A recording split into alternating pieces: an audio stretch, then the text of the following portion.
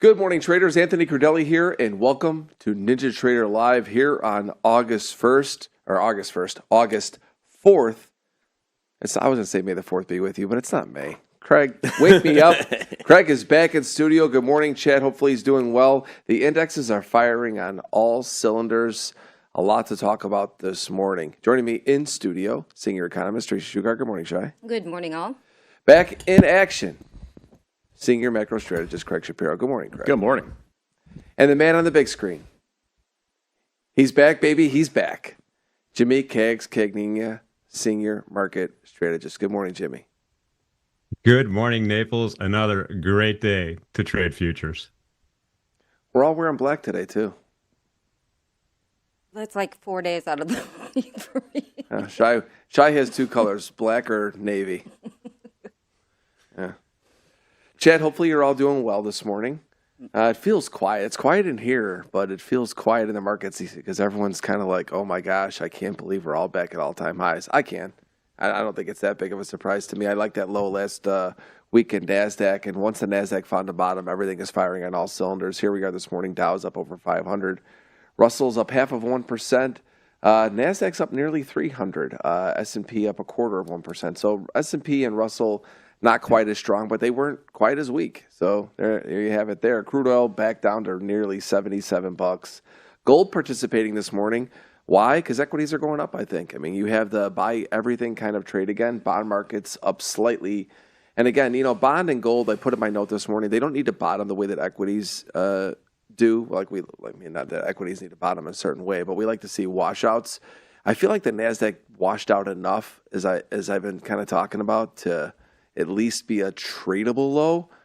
Gold to me never really did that, and I'm not necessarily sure bonds did either. But again, we'll see what the panel thinks about all of that and more this morning. First, Shai of the news. All right. So long end yields face pressure of AI and CapEx energy risk, even if the VIX slides back towards 15. A measure of price swings in bonds has ticked up with the MOVE index touching its highest level since May. In oil, Trump yesterday gave Iran a Tuesday deadline to reach a Hormuz deal with Oman or face devastating airstrikes, saying he wants to give them every last chance before decapitation. Iran denied any U.S. talks and confirmed only the Oman track on Hormuz was progressing. UK MTO confirmed another tanker struck overnight. Now, we did have Bessent on air. We were up this morning on that, but we had Bessent on NBC saying that Hormuz traffic was higher. We've seen more ships going through, and a deal to open Hormuz could come tomorrow. So we did see oil drop on that. And last but not least, Deutsche Bank says gold is still in its explosive phase. A period of price behavior is considered explosive if an asset surges exponentially from its historical norms, says Michael Hugh. Given gold more than doubled in the last couple of years, it seems reasonable to describe its price action this way. His model tells him gold's fair value should be at $4,700 by the end of the year. And then on the data docket today, we have quite a few things going on today, but really JOLTS is what you want to be paying attention to at 10 a.m. Eastern time. Jobs data, end of the week we know is jobs report. Craig, welcome back in studio. Thoughts from overnight? I mean, to your point about this NASDAQ potentially putting in a low last week, I mean, when it comes with the narrative of that situational awareness fund kind of blowing up and being liquidated by Citadel, you kind of created the narrative and the volume at the same time, right? And so the story is that big fund, $40 billion of positions gets blown out, gets taken over by Citadel. You kind of have that 1 + 1 + 1 = 10 type dynamic where it was good timing. It's after the Fed. There was a rationale. The earnings had come out. All the hyperscalers reported last week. And so kind of cleansed the palate here. And what are we seeing now? We're seeing kind of the NASDAQ, resume outperformance after that washout from last week. And that's continuing again this morning. SpaceX reports after the close today. First time we'll hear from them. AMD after the close today. So tech's got has reason to be strong today, but we'll see what happens after the close. Overnight we had some oil was up for a bit. Now it's down after these Besson comments. Bond market was weak on the war stuff. Now it's strong after the Besson comments. And so, we're still kind of in that fog of war dynamic. But you're right. I mean, when the NASDAQ is humming, people feel happy about it. They get excited. And so I think we're kind of back into that dynamic again, where NASDAQ is going to continue to outperform. And if yields remain firm, it's hard to see the rotation out of that trade, right? I mean, Caterpillar had numbers out this morning, great numbers, stocks trading up 10%. That's an AI CapEx story. That's the thematic that works. Elsewhere in the economy, it's still not great. Housing not great, low end consumer not great, but where all the market cap is and where the growth is in the AI story remains robust. And now that we've washed out a lot of that positioning, I think we're going to start to we'll continue to see capital rotate back into that. I think that there will be a time where the consumer and all that comes back into play where it actually matters, right? I mean, we continue to see it in some of the data. We'll see a lot of jobs data this week and see how that looks, that, there are cracks in the foundation. But again, momentum's a real thing. And when NASDAQ loses it, it's a real thing. It pulls everybody lower. You saw how the entire market was stalled. And now that the NASDAQ regains momentum back to the upside, like you said, everybody loves it. Everyone loves feeling warm and fuzzy when the NASDAQ's flying around and it continues to push higher. I mean, that's just, again, we've seen it too many times. And as traders, that's just what's in front of us. Jimmy, to you, bond market, everyone keeps talking about rates. And I've talked about this as well. But again, we continue to say that, bond markets, even though rates have continued to chip higher for majority of this year, we're just coming off the lows just last week. Stock market just doesn't seem to care. On my note this morning, I said, unless the bond market almost falls out of bed here, something really crazy happens, the bond market is not the story, even though people like us believe that it kind of should be. Again, kind of like what Craig is saying with the consumer. There are cracks in the foundation, but stocks keep looking past it, Jimmy. Yeah, I mean, I'm dying to get to the day where I could say we finally have a good bottom end in the bonds. I don't think it's there yet. Even though we had a little bit of a bid this morning after a little bit of a scare earlier this morning, we're still at 109 handle, just a little bit north of that right now. And again, it's not a good bottom. I don't think we're there yet. The sell-off's been pretty fierce since the middle of June, June 25th. So a short period of time, we had literally a 5-handle sell-off. That's about $5,000 per contract. So it's a big move down, and it's a continuation move from the highs that we saw all the way back at the beginning of March. So this is still in a bearish disposition as far as I'm concerned. RSI is not helping the situation out at all right now. And now it hasn't been a real drag on the equity market, which we all expected. I mean, and there's a big dialogue on the news cycle about the 60-40 investment strategy. Is it no longer valid anymore? I'm not going to step into that argument. But right now, the charts are telling me, you know what, looking for places to sell, looking for little rallies to sell this thing, because right now there's no relief. Well, let's go to the gold chart then too, Jimmy, because that's another market that we probably thought was not bottomed yet. But as we were stating in here, just looking at the nuance of the gold chart just stopped going down. And Danielle was talking about this when she was here. Shai's been talking about it a lot, how every time we get sub 4,000, central banks are buying. We'll go back to Shai on this as well. Jimmy, what does gold look like? I mean, because it doesn't look like it's really bottomed either. No, well, the thing about gold that's a little bit different is we're in this sideways channel here that really started all the way back on June 19th, and it's been pretty persistent here between the high and the low. And you can just see a graphic, you just visually see it on the chart. I mean, this is a sideways channel. The moving averages are just sloping sideways. RSI is flatlining here, not moving at all. And so we're seeing this tight range, and it's tight by my standards. Right now, it's kind of even tighter. We're talking 41.65 on the upside, and down on the downside, the last several days, it's 40.50. So again, until we get a breakout one way or the other, I don't know. But is there room to go down? Yeah, we could see those October 25th swing lows easily, 3,900. Yeah.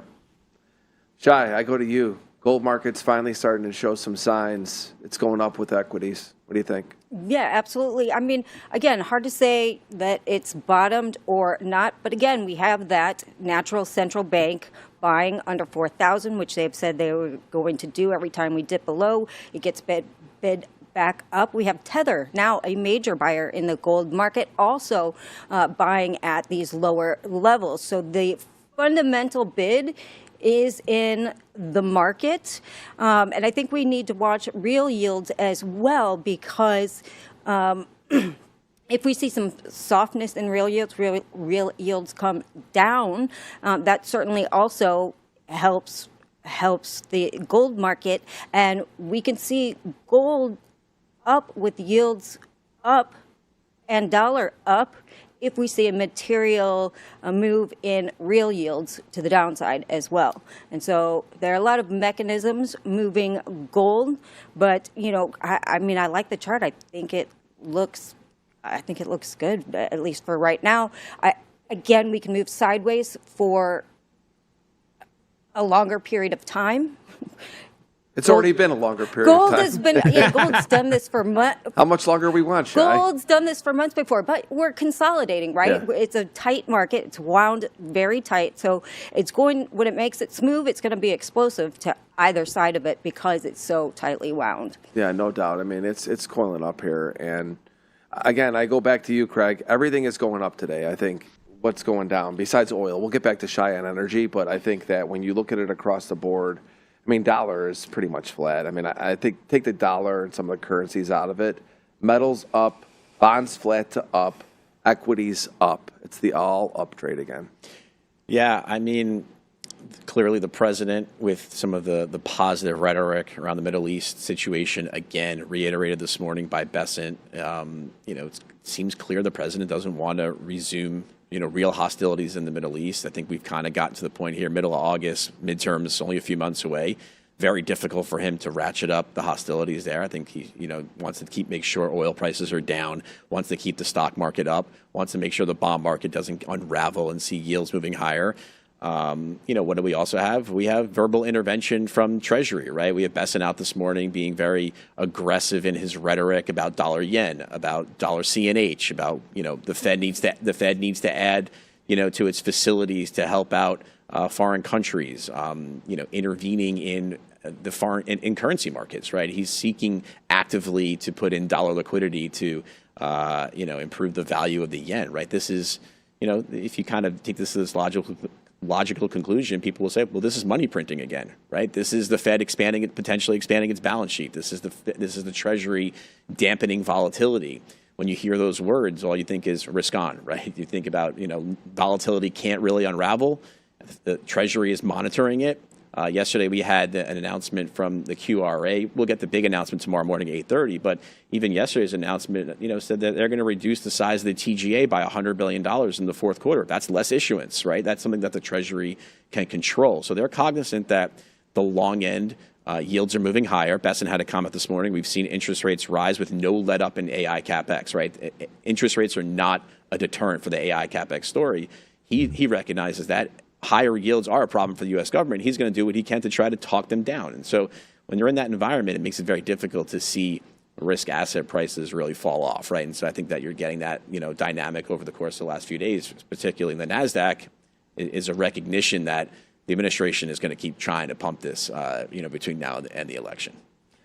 What are the options markets saying? We'll get to you in a second, Shai. What are the options markets saying? Are we in this area where we talked about yesterday where we were close to maybe going into negative gamma? Have we moved into now positive gamma after what we saw yesterday? We're back in positive gamma, which just means that dealers are selling into the strength of the tape. It makes it harder for the tape to really break free, but we're a stone's throw now from all-time highs. And so if we really did kind of push materially through these levels, we could get some negative gamma on the other side too, which could exacerbate the move higher. But we have to chop through a lot of overhead supply here. But that's what you're seeing, some more dispersion.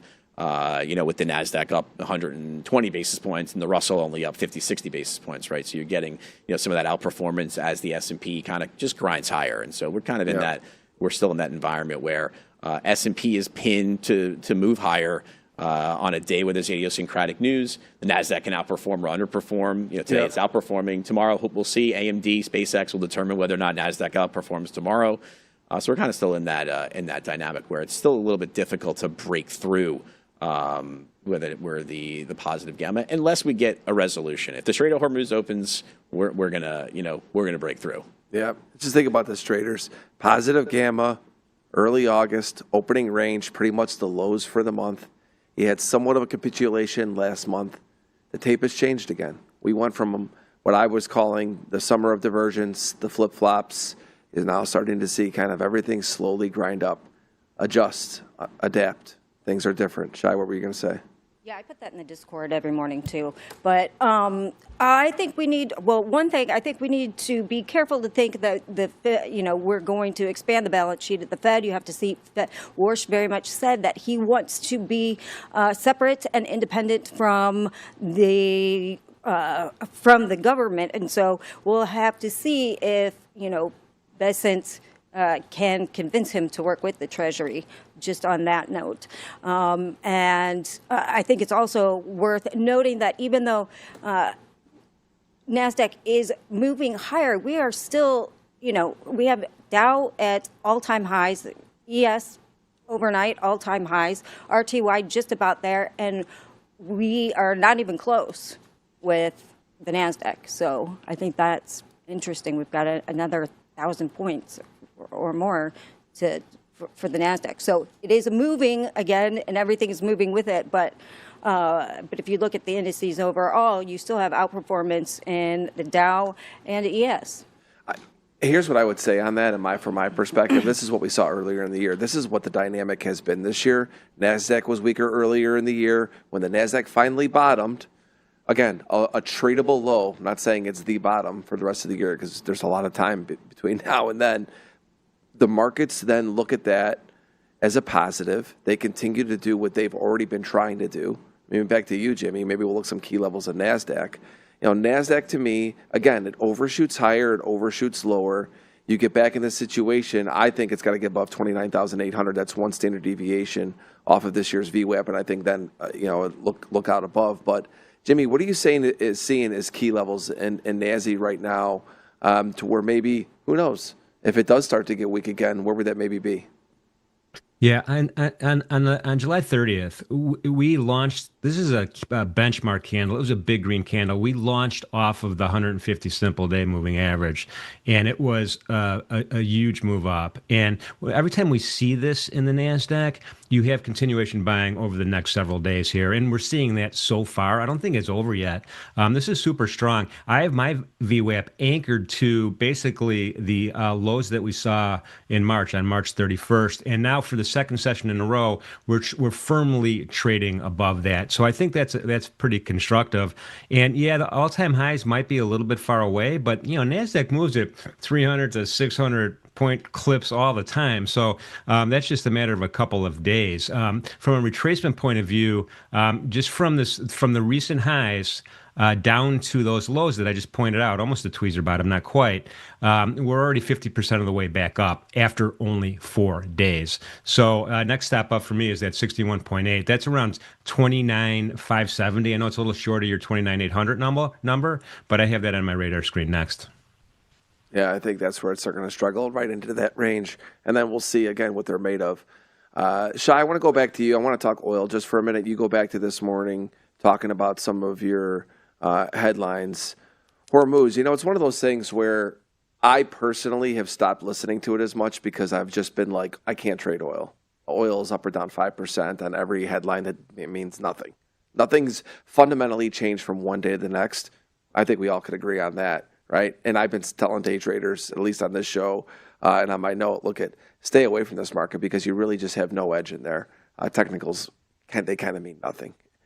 What are we looking at here? Is there any real resolve? Is there any fundamental change? Is there anything behind the scenes that we should know about? No, there's nothing has fundamentally changed. In fact, things continue to get worse beneath the surface. You have Saudi exports down now as well because of the Yemenis bombing ships in the Red Sea. And so that situation hasn't gotten any better. We're seeing an uptick in demand, particularly we got numbers out from India over the weekend. Their numbers are higher. And so nothing's fundamentally changed. It's just the market so desperately wants a deal to happen. and the crude oil market so desperately wants a deal to happen. And then also, because it has been so volatile, markets are a lot thinner than they used to be because everybody's getting washed out. And so markets are easily pushed around when the market's a lot thinner than it technically has been. And people are, understandably, with all of the gapping risk after one statement and it dumps $5, this is not a market for the faint of heart right now, and certainly not for, retail traders. And so we're just not seeing the volume either. So anything can move this market around a lot easier than what we've seen in the past. Yeah, there was a time where I thought, go ahead, Jimmy. I just wanted to point out, from 7 o'clock till now, we literally had a $5 move to the downside in the front month of WTI. That's extreme. That's an extreme break that we saw. And for retail traders, you got to be, if your stops in, you got to be careful here. And micros are your friends, because this is a caustic move. I'll just use that word. Again, I've been saying this. There's so many other places to be trading besides oil right now. You could trade pretty much anything else and have at least somewhat of an edge. Your technicals don't matter when you've got big funds and people that have got to run out of their oil positions. It just is what it is. Again, I look at market environment every morning with the panel here, and when we look at the market environment, which we're going back to Craig in a second, what's in play? Where is the bigger flows coming? And right now, again, Craig, I can't look away from it. What I see now is volatility has come down, positive gamma, indexes working together. I'm going to keep saying it, and why it matters to me is simply because when the indexes are all working together, and I know there's a divergence of the NASDAQ not making all-time highs, that's fine. But here we are. Final thoughts into this tape today. Yeah, to Jimmy's chart from before on the NASDAQ, you had that capitulation bottom with volume and narrative all at a technical price, all at the same time last Thursday. And so the markets now are following through on that. You have this washout of this big fund. You have the news that gets better. And the flows now have kind of flipped back into a more of a positive, environment. Clearly, we have some big earnings, right? And so AMD is a big company after the close, $800 billion company, kind of a bellwether for the CHEP space. So, they do have to deliver on the momentum and on the numbers here in order to keep this momentum going. But, with some of that positioning being washed out, it makes it, more difficult for the bear case to show back up. But we'll see. We have a lot of macro data this week. And the bond market is, I think, the gating factor, right? As long as the bond market stays under control, yields don't kind of chase away to the upside here, I think equity investors will be comfortable. But if we get some strong data this week and we get some more hawkish rhetoric out of Fed members and the long end starts to become even more dislodged, last night was a pretty bad JGB auction. We'll see if that follows through, tomorrow and into the next couple of days. The long end of the bond market is what's going to stop this. It's just not stopping it here. And so I suspect we're going to have to see, reasonably higher long end yields in order to slow down this NASDAQ and AI CapEx bull market. We're just not there right now, but the data this week will go a long way. Yesterday's ISM manufacturing was pretty strong. If we got strong payroll numbers this week throughout the course of the week, folks would say, look, the Fed really does need to do something and the long end of the bond market's going to sell off. That would be a headwind for equities. But right now, it seems like things are died down a little bit with some of the Treasury comments. Things are going to be okay, and that's what you're getting that bullish resolve from NASDAQ today.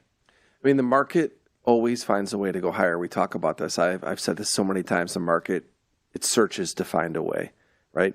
A lot of times as traders, we search to find reasons to why it shouldn't do what it does, right? That's just by nature, right? And when you've been doing this for a long time, like all of us have, and you see the bond market continuing to chip lower, and you see all of this overshoot, we'll call it, to the upside, you think, wow, this market maybe should have had a bigger pause, or maybe the S&P should have. The S&P held on amazingly well, let's be honest, throughout this whole NASDAQ correction, whatever, right? And again, if you just sit back and you look at what's been happening, the tape has continued to prove time and time again, these things that many of us that have been doing this a long time think that matter, but they just don't right now. And again, the consumer will matter again. Earnings right now, again, they're good, and you have all the indexes working together, positive gamma, all these things I talk about. But anyway, we're going to have a lot more to talk about. I'm excited we got Tony G in here today. Tony Greer, my man. Looking forward to that. Paulson is on the wires right now, sounding rather hawkish. Yeah, and they talk hawkish, and then they'll cut rates later. Anyway, another story. But we're only 15 seconds out before we get to this morning's Edge report. But let's just take a moment here, traders. Oh. Let me put some things into perspective here. First off, this was our first studio, NinjaTrader Live Studio A. That's changing. We're building a 4,000 square foot studio just a few doors down.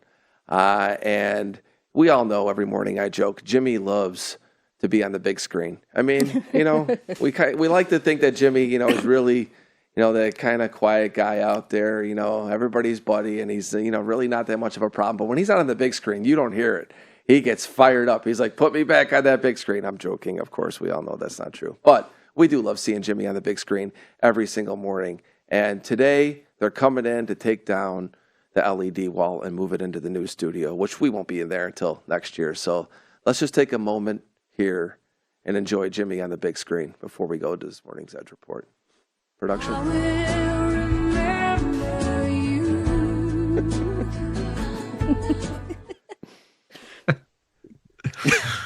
Oh man, Yeah, such a sad day. And it really is. It really is. Last time we see Jimmy on the big screen in Studio A. Well, it's about that time to put him in the full screen for this morning's Edge report. Take it away, Jimmy. All right, we haven't talked about this yet today, but we should talk about it because Dr. Copper is on the move. I mean, we're up 1.73% so far on about 20,000 contracts traded overnight. And I mean, you could see this trend channel that really formed from the June 24th lows, and it's just moving up nicely here. And we have some target wicks up at these calendar year highs right now, 6.716, give or take. And that's what we're driving to right now. And this is a pretty strong bull move up. I mean, we took out the highs that we saw on the 21st, and we are climbing right here. RSI is just, there's really no divergence here. It's moving, sloping up nicely towards 70. And so we're seeing a lot of strength in Dr. Copper today. Now, we know that the correlation between copper and, let's say, the E-mini S&P are positive, right? But they're not 100% positive. And Dr. Copper often has a mind of its own. And we're seeing this now. Now, I know the equities are up pretty strong as well today, but this is a pretty big move up overnight in copper. And then Shai will point out why, probably related to inventories and some other things. But right now, intraday, we've been trading above VWAP all night long. That's that white line that you see there going across the screen, arcing up nicely here. We had a nice, caught a nice bid during the London initial balance. And yeah, we kind of dipped back into it a little bit, but we're back above it right now. And so the London session high really at 67.90 right now, marked by that blue line up there. Targets on the upside, there's not a lot. We already hit that MenthorQ one-day max, but there will be an R3 level a little bit higher up here. Let me see if I can get my chart to cooperate. There we go.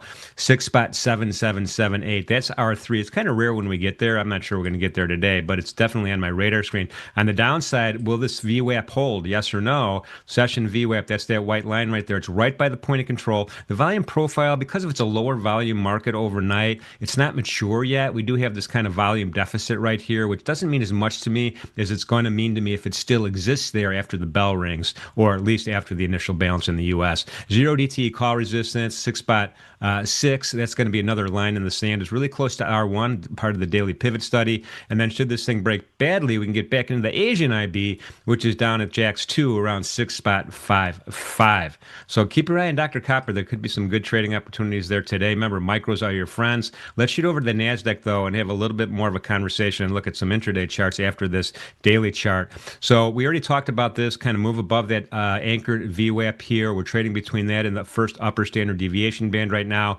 And that 8 EMA is chasing the 20 EMA up, looking for that crossover right now as they are converging together. We're trading above the 20 EMA right now, and RSI is rocketing toward 70. Intraday, this is kind of where it's interesting right now. Again, trading above that session VWAP. That's that white line. Volume profile not mature enough really yet to worry about it, but we do have a nice point of control at 29.061. We hit that zero DTE call resistance almost. We might have missed it by a tick. I don't know. 29.250 right there. That is resistance to the upside. Above and beyond that, we have that MenthorQ one-day max and that's approximately 321. And then above that, we have R2, and R2 is at 29,388. Not a lot of targets above, regular targets above. Below, should we break through the session VWAP on the downside, we do have the big call resistance, the main call resistance at 29,000.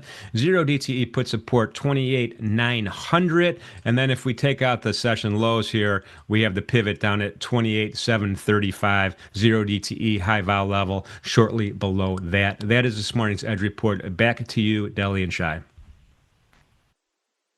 Thank you, Jimmy. And a shout out to the chat. We have the best chat in the business. Always love hearing from you guys, especially when they comment on my hair. I mean, I really enjoy that. See, Chapcap said my hair is high and tight today. I'm actually getting a haircut tomorrow because there's a level that it gets to. At some point, I go, time out. You might got to take it back. So, and I'm going out of town here for the next week. So it'll be back. It'll be high and tight, but not as high. But it'll be tight when I get back next week. And I also want to say, shout out to production. I know people in chat were saying the best in the biz, without a doubt, the best in the business. Shai, who's our guest? So we have Tony Greer, editor of Sailor's Edge. I think he changed the name of his note, but it is a macro note. And I have been trying to get him on for over a year, but it conflicted with his schedule. So lucky to have gotten him today. What are we talking about here, Tone? I'm going to have a word. Tony G's my boy. Love him. All right, let's take a look at who else will be on NinjaTrader Live this morning. Of course, Tony Greer will be up next. Leave the gun, take the cannolis. Take Talk will be with TTrades. And then we've got Trade the Open, Black Boxes, Merritt Black and Christian Trading Boxes. Midday Markets with Stowe and Jack of All Trades. Trade the Close with Nick for a Tick, Joey, and the one and only, our lovely Selma. All right, let's bring in Tony G. Morning, gang. Hey, Shai says you've been dodging her. No, not at all. Not at all. That's a misrepresentation, I think, of what's going on. How have you been? It's great to be here, Anthony. You look fabulous. Thank you, man. I know. It's camera work, buddy. You know what it is.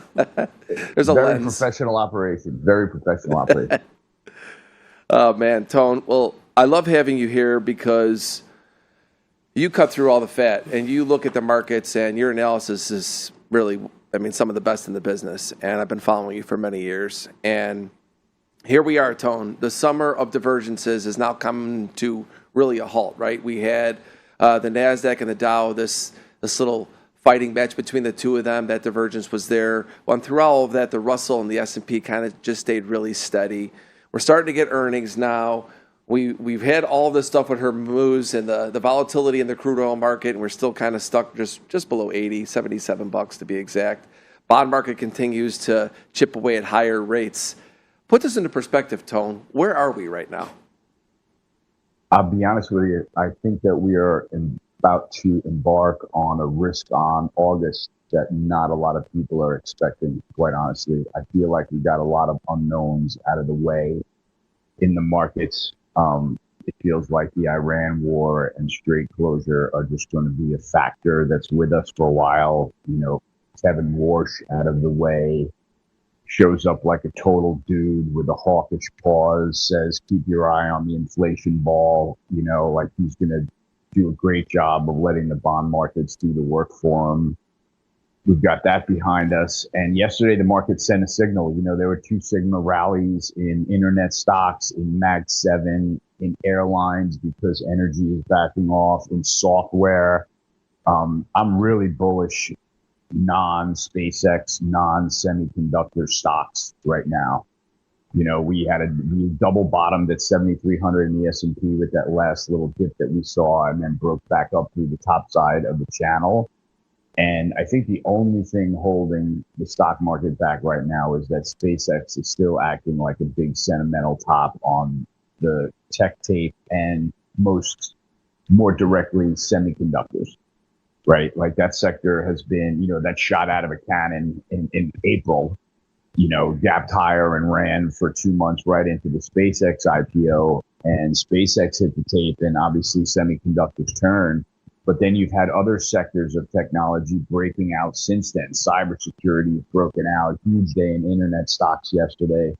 So I feel like that is the stuff that is being held back while we have a resources rally that's, going to be tempered, but looks like has held the dip in all the right places. We saw all the Trump trades basically collapse in terms of like Bitcoin, uranium miners, rare earth metals, all of that stuff curled over.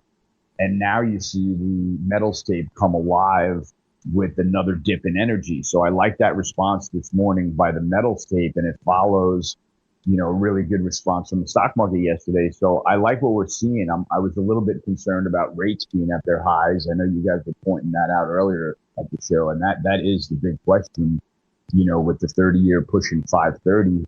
But it looks like the market can bear it, right? We're getting great industrial data. The employment data hasn't been terrible. These, CPI, PPI, we just got a total miss in June. So obviously July is going to be a more volatile number with inflation, but I think that risk of a gap lower in the bond market is kind of being tempered. So I think that's why the stock market's trying to break out. And the reason that tech is lagging is just because the SpaceX bomb and semiconductors shot out of a cannon first, and now they're going to lag. We start the lockup of, we start the SpaceX lockup coming to the tape, I think, August 6th, right? And then we've got wads of it coming to the tape every, month or so. And I think that's why the stock's been underperforming. But that's a big negative overhang for me sentimentally, for the tech side and for semis. I'm not sure which direction it's going to go from here, but it's a little bit of barometer in terms of, general overall risk in the market. If they turn around and SpaceX and semis start rallying, look out.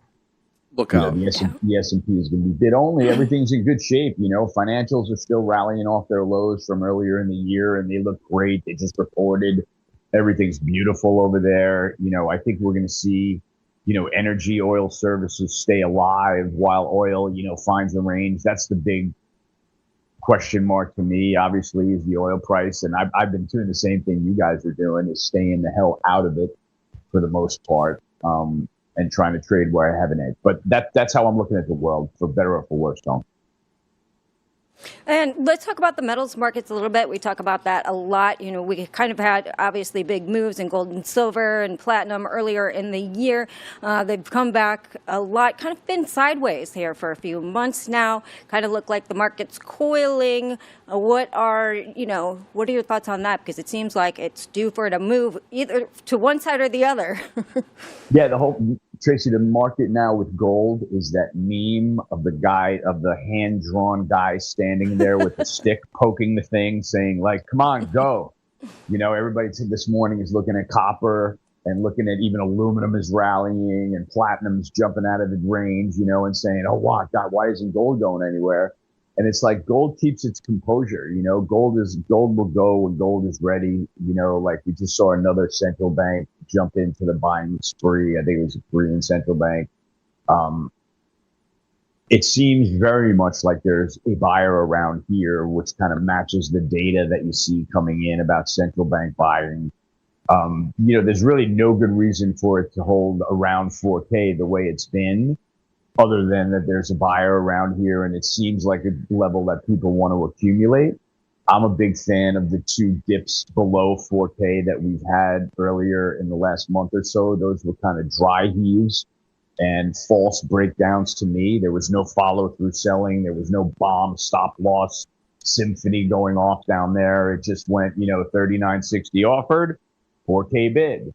And it's really, to me, gold has withstood a lot of volatility with the dollar yen episode, right? Like there's obviously intervention. They just relocated it from 164 to 156 or 158 or wherever it is this morning.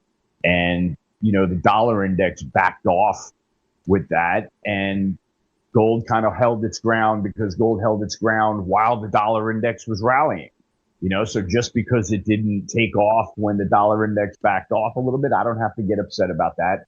My gold stuff is to be on my pad, to be less volatile than the batshit crazy world going on around it. And so when gold does that for me, I never complain. That's a really, really good point.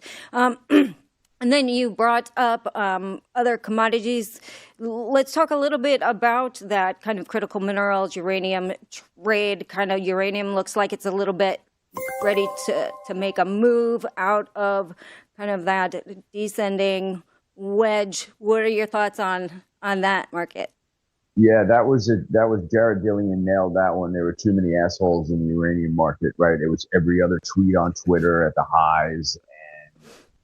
That was a trade that was never my trade. So it's the kind of thing that I was in it for a little while and we made some money in that and got out unscathed. And then I think I tried to get in it again and it didn't work, but I was okay with that. It looks like they've given back. If you look across what I was calling the Trump trades, and those are the trades that kind of jumped out of the gym from his, the announcement of the Trump administration's platform, I would say after he was sworn in. And that's when you saw Bitcoin take off and you saw Coinbase follow it and you saw rare earth explode with that natural resources, what we call the resource nationalism trade, right? Rare earths explode, uranium explodes, even solar stocks explode. And as Trump's approval rating collapsed and the oil price exploded, all of the air came out of that ball. And now if you look at those, and you do some Fibonacci homework on the rare earths chart, REMX, and the uranium chart, URNM, or I'm sure URA, which I haven't been looking at as much, you'll see that they've reached critical Fibonacci levels. Some of them, the 60% pullback, the 50% pullback, depends on where you want to choose the rallies from, but they all look like they're into levels that they've held before, and we're going to find some support here. So I have a feeling that we're going to see those hold, and I got a feeling that the money from that may come in from a continued sell-off in semiconductors and SpaceX. I really think that it's time to see that kind of a flow where you see money, you see those stocks kind of sink. The semiconductor/AI bubble, is begging for a catalyst to get knocked down. And if SpaceX drags it down, I could see that money going into natural resources, rare earths, uranium, gold miners, things that are off the highs, but are still holding on in positive territory, or maybe around flat for the year. So I got a feeling that those could be the better trades for the next half of the year, if that's fair. We've only got a few minutes left, Tone. I want to talk to you about just this market environment. And earlier I was talking with the panel, and we were talking about how when you look at everything that's been thrown at the market, for someone like us who've been doing this for a long time, is this one of the most resilient times that you can really remember? I mean, crude oil getting up near 100 again, war with Iran, probably the strongest conflict we've been in for many years, right?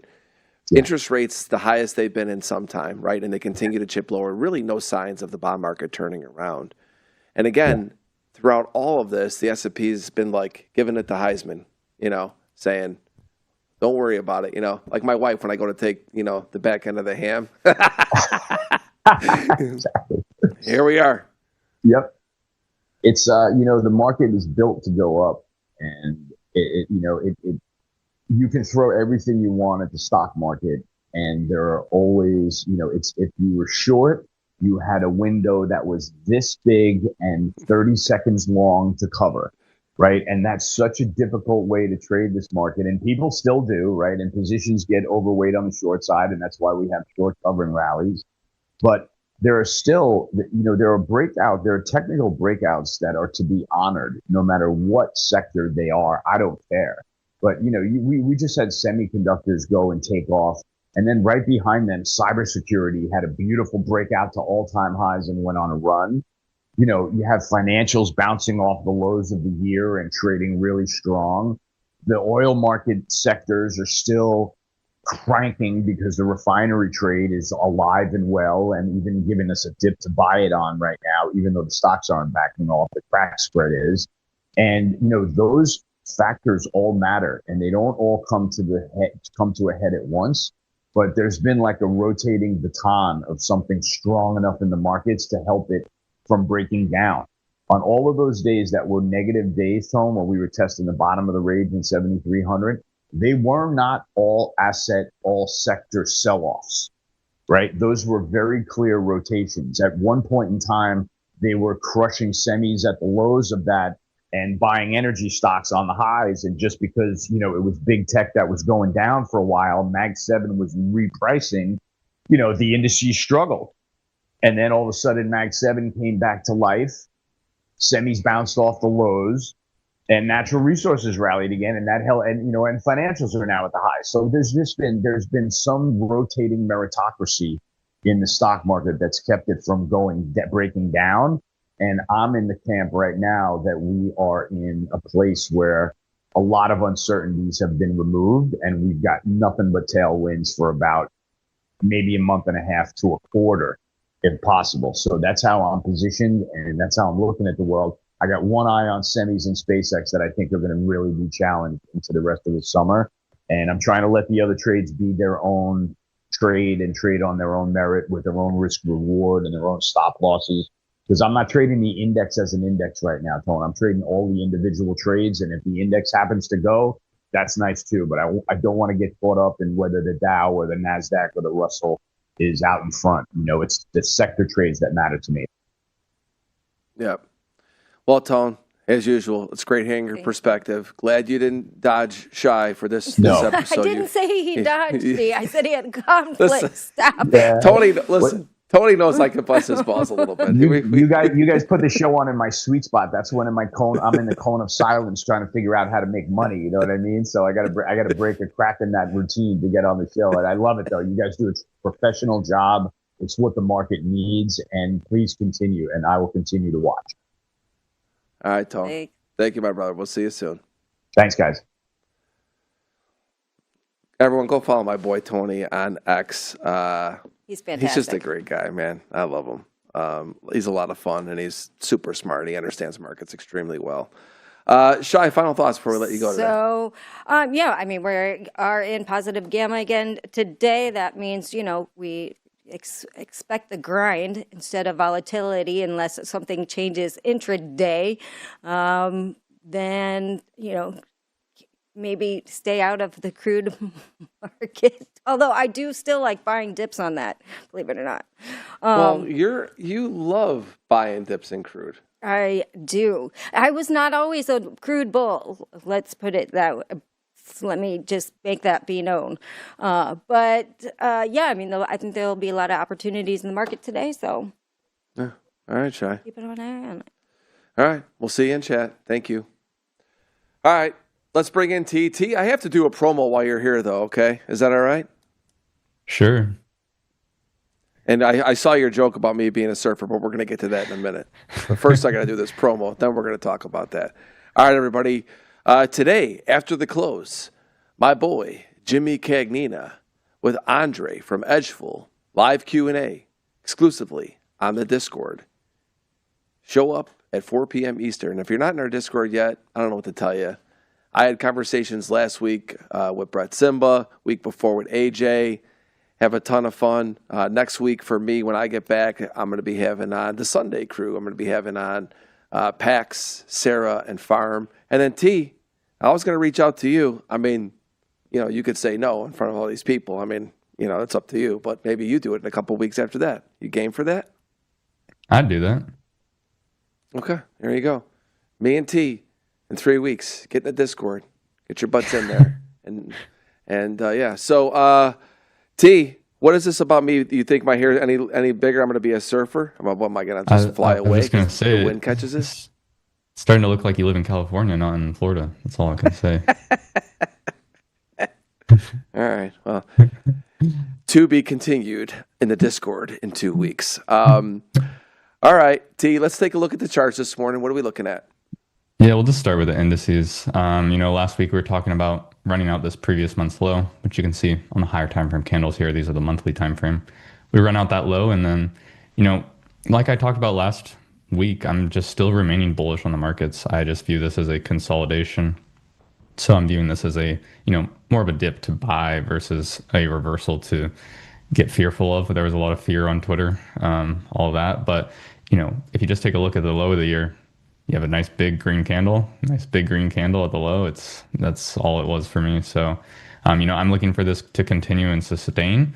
YM is over the highs, so that is an area I was watching to see if we were going to reverse off of, because NQ is the weakest asset currently, but we haven't, and that makes me see that, I want to see all-time highs on the S&P. And then ideally that it gets a continuation through as well. And so I'm looking for NQ to reach up towards this 30K mark. And then I can see where it goes from there. But, it's been a nice little rally so far. Yeah. Everybody, each and every week, this segment is brought to you by CME Group, where risk meets opportunity. And T and I dive into a lot of markets just beyond the indexes. But T, this week, the indexes really are the story. I mean, we talked about this a week ago coming into the end of the month and how we'd see the new candles form. And I think we've really seen a clear picture kind of painted across the board between all the indexes. And it's the first time in a while, and you clarify this if I'm wrong, we're actually, I wouldn't say a while, I mean, how long's a while, but 2 months. maybe in the last couple of months, 2 months, where we've seen the indexes actually open up and have a very similar start across the board. Yeah, I think this is the first time, since the beginning of May where, we have this opportunity to actually have stocks trend without just the meeting with a bunch of resistance and lack of direction. So it just reminds me a lot of the earlier part of the year. And so that's what I've been latching onto. And typically, I know you see the NASDAQ possibly going up there.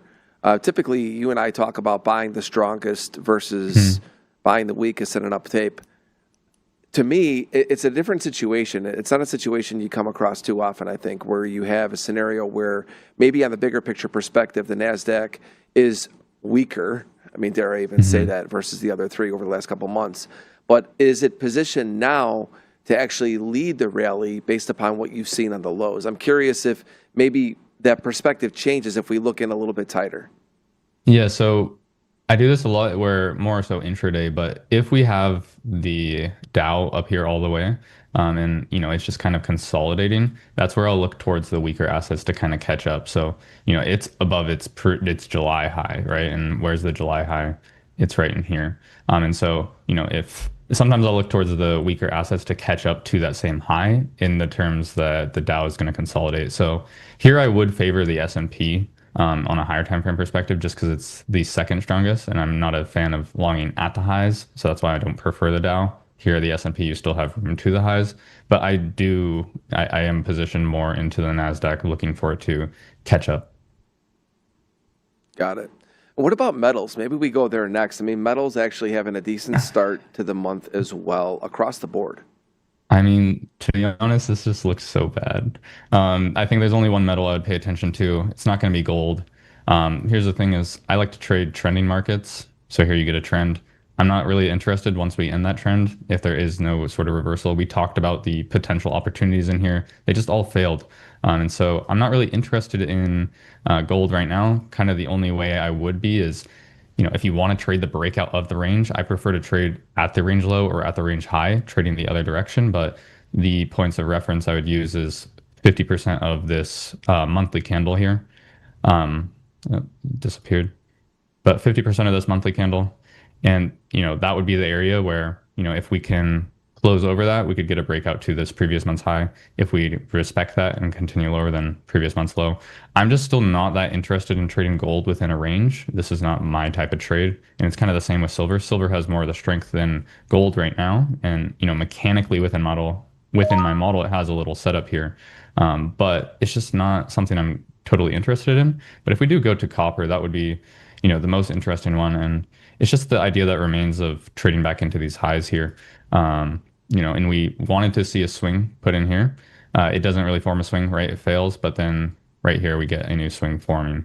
And so that would be the low to trade away from on this move higher. And then kind of the same thing is, are we going to reach for this higher? Can we form a new swing and go higher once again? So if you had to choose a metal, I would stay away from gold right now and look towards copper or something that actually has some sort of trend to it. Find the relative strength. Got it. What else has caught your eye coming out into the month of August so far? Not too much. I mean, we can go talk about oil. We spoke about it last week, and we'll just catch up on this. But oil, we had this move, and I was talking about using the previous month's level here right around 80. And last week we did find a low in there and then went into this gap. But from that gap, we gapped down over the weekend. Obviously not respecting this. And so we're just getting into that, what we talked about last week, where we're just in this consolidation. So when I'm in a consolidation, or what I'm expecting to be a consolidation, we're right in the middle of this month. I don't have direction. It's kind of lacking direction. So I'm just expecting when we run out highs and lows to just, those get faded and it goes back into the range more of like a mean reversion. So for me, we have this gap right here. We're in this gap. I would favor, just to move back up into this intra-week high because I'm just expecting it to consolidate. Yeah, it's such a tough trade, T, with, these headlines up or down 5% every other day. I've been telling day traders almost just stay out of it. Technically, you even look at it from here. To me, it just looks sloppy, right? You have real no edge on the technicals because a headline from President Trump just changes it in a second. Oil is not something I like to swing on futures personally. I prefer options to manage the risk a little if that's the case. But this is not something I'm interested in personally. So anything else? Again, when I look at it across the board, we've been doing some charting in the bonds. Maybe we take a look at that. Bitcoin, it's really kind of flat. It's sitting at 64K in the futures. Maybe we took a look at that as well. Yeah, bonds, yields, not too much to talk about there for me. I personally also don't really watch them too much in my strategy. We can take a look at Bitcoin here real quick. I'm still looking for that 67K mark. That's kind of the thing of, sure, can you trade these reversals in here? But to me, this is a bullish closure, right? We haven't taken out the previous month's high. And then as long as we respect in this area, which we currently are, this little green box, I'm just looking for it to trade back up to the 67K mark, which, I guess can align with the indices. I don't really look at Bitcoin in terms of aligning with anything anymore. I think earlier on, used to watch it in correlation with indices, but I don't use that at all anymore. And then I know we're closing up on time, but dollar, after we had the Fed rates come out, very bearish candle here, which kind of destroys the whole idea of looking towards that previous month's high. And then we get a run to the current month's low. And so for this, dollar, I actually kind of favor a move back higher here, just because we're at this previous month's low in this little gap. So I would favor an upside move on the dollar, which would be still bearish on the euro. Kind of sucks that we just left that low, but nothing too much going on unless you have something else we want to look at. Nah, there just isn't. I think what I'd like to do is just maybe take a little bit deeper look into the NASDAQ for coming into a day like today. Just because I think it's so important. As we said, usually you and I are taking everybody outside of the indexes here to look at other markets, but the indexes are in play right now. To me, they are, I think, the cleanest looking trade out there so far for the start of August. What are we looking at intraday today? Yeah, for me, when I come into each day, I'm just looking and asking myself, has this daily candle formed its wick? If it has, then I can look to trade it. If it hasn't, then I just wait for it to form. So like yesterday, can't trust that. Let the wick form, then you can trade it. Here, I do expect this Asia low to hold. And so I would just be expecting this to get a continuation higher from those areas. And you can see we form a new swing right here. And we do get a continuation off that. And so for me, I don't like to long at the high of the day, so I would need some sort of new swing to be put in. So essentially a new swing to be put in around the open 9:30, and then see if that can get a move higher. We're currently at 400 points. I think we can get another 200 points on the NASDAQ out of this. So a little move higher, maybe reaching for the 29.5. That would be ideal to me. I like to see a grind higher today, to be honest. Yeah, and that was Cagnina's number, 29.5. So, T, with 2 minutes to go, you're going to be in Discord with me in a couple weeks. We've made that clear to everybody in chat already. He's committed, everybody, so it's going to be he and I in a couple weeks when I get back.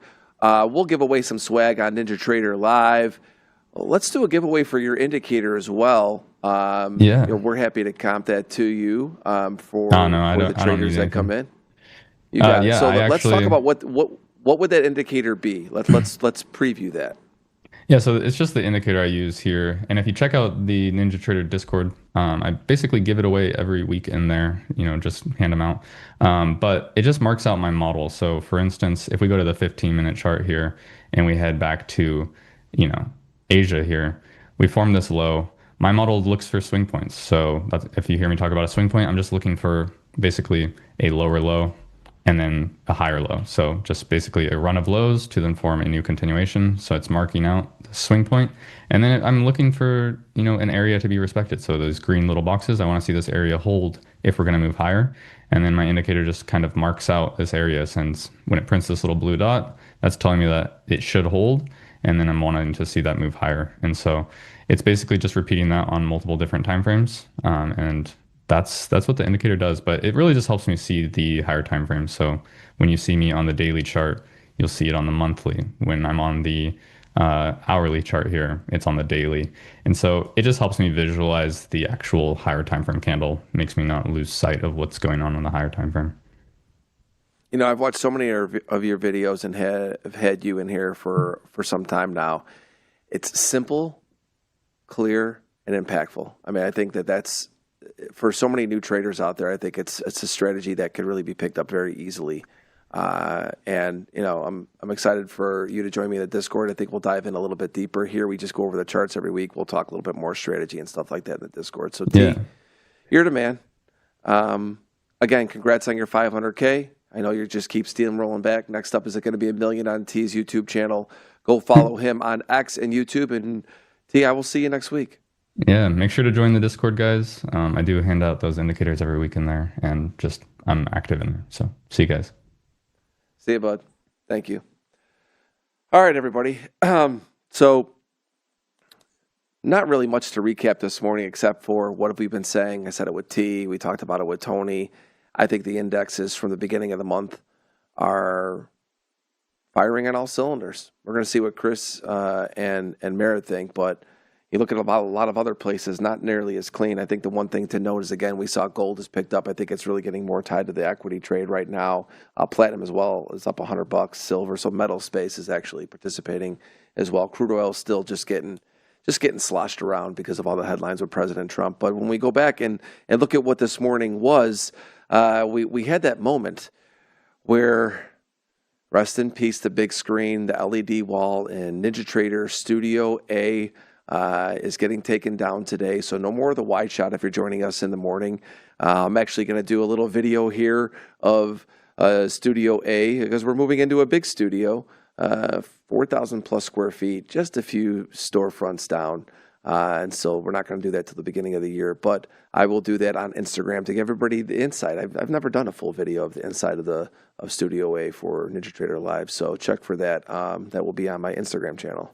Boy, I'm poaching Instagram on here now. It's getting weird shy. She's looking at me like, Jesus, I'm embarrassed. Anyway, all right. It's Tuesday. It's Black Boxes. Let's get ready to trade the open with Christian and Merritt.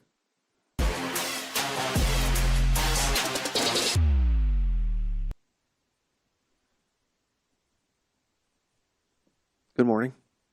Good morning. Morning, gentlemen. Oh, I should say, morning, gentlemen, and Instagram influencer. Right. Thank you. I appreciate it. I know. It's embarrassing. It's sad. Is this where we've come to? Hey, find me on Instagram. It's sad. Dolly on Instagram. It's embarrassing. Yeah. Oh, well. I'm gonna have fun with it. Hey, you're enjoying that. Instagram. Yeah. I mean, and literally, not to change subjects here, but I feel like every week I tune into you two, and it's like a different personality arises between the two of you. One week he's got a Bass Pro Shop. Now today Merritt's got this pink hat on with a mustache. He looks like I don't even know where to begin with this. Please begin somewhere. Please. Let me hear something. Come on, what you got? I can't, man. Stranger danger. I just over love there. being with you guys. I mean, he's really. Come on, man. What is it? Come on. I mean, you handed out candy in the neighborhood now. I mean, he's like. I just can't. Anyway, here we are. I got to get back to the markets with you guys. You guys are killing me. What are we looking at? And focus. Get back, Deli. Any positions on? No, not for me. Long the 10-year. Oh. Ooh. All right. Let's go to Merritt. Walk us through it. it's just coming off of, if I pull over like some real long-term charts, and I do have something I want to say about the S&P too. We might as well say it while these charts are up. How can I put this? I think people tend to get a little too fixated on the past couple of days. Oh, it's going up, uptrend. Oh, it's going down, risk off, down move. Let's take a little look into the reality of longer term S&P. Let's look at this top left chart up here. What if we zoom it out? What if we really just zoom out here? Going back to the start of May. Can anyone look at this? And what do you guys think, chat? What has this done since May? Nothing. Nothing. It continues to probe lower and upper and lower edges of this general range that we've been in.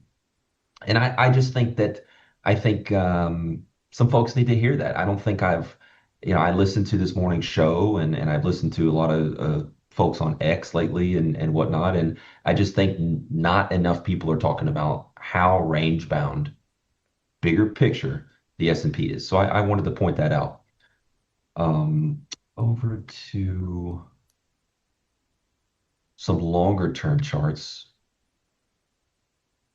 So as we know, the bonds, the 10-year, in general, they've been pretty beaten up. For the year, we are coming off of that lower second standard deviation, right? That's generally a location where it's more times than not kind of hard to sustain, hard to find the energy to continue. So it's a mean reversion type play. We've seen this thing, go bid this morning. And so that's a bigger picture kind of momentum shift. There's plenty of targets. We're at the lower end of last month's value. We can traverse that. We've kind of had this breakout. Maybe we can hold the breakout from yesterday's kind of range and value. So that's what I'm looking at. I think I'm always focused on risk reward asymmetry. And right now, I think that is skewed in favor of the upside. And I'll flip the coin. Going back to the E-mini S&P, I mean, we were talking about this morning and just on how well it's withstood the sell-off correction. I mean, dare anyone even call that embarrassing in the NASDAQ? I mean, it has been in just like a very strong consolidation. I mean, even Merritt, I remember watching you last week, you and Chris, remember how well I think you were shorting it, and I was listening to you guys in the background. I couldn't see the chart, but we were talking about, wow, you can't believe how much the S&P even held that low. And again, Here we are. It's fought through so many things. I mean, this is what was the point I was making with Tony was like, okay, where's the bad news going to come from, right? Because this tape has really been pushed and pulled by a lot of headlines in July. July typically, kind of a slower month, but especially this past month, everything was kind of sloshed around with a lot of news with Iran every other week. Do you remember what I told you pre-market before that Tuesday session? Do you remember what the main thesis was? It was, I wouldn't be surprised if this market needed to go lower and clean up and create better excess off the lows to then go with the uptrend for the year, right? So yeah, I was, granted, I was trying to short it that day. It wasn't breaking down. It was the next day, I think, that ended up doing that. But it's a tale as old as time, man. You talk about it all the time on the show, finding a good low and whatnot, a good tradable low and something that the market can kind of believe in. And then what tends to happen is a lot of the narratives and whatnot around it start to shift once that a little better low is there. Yeah, no doubt. Chris, let's go to you. What are you seeing coming in today? So pretty amazing move here since last week. All we did was put in a big old fell breakdown, like you guys were talking about, in ES. I mean, that was just perfect. And for NQ, we were into the daily 100 SMA. So us from the older trading days who still use moving averages or Bollinger Bands.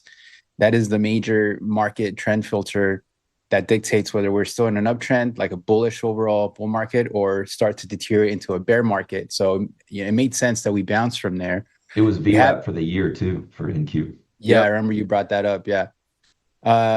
It So we've seen a pretty big bounce from there. It makes sense from, your comment, Deli, also saying that, we were throwing all these things at it, and especially for ES, it wasn't breaking down.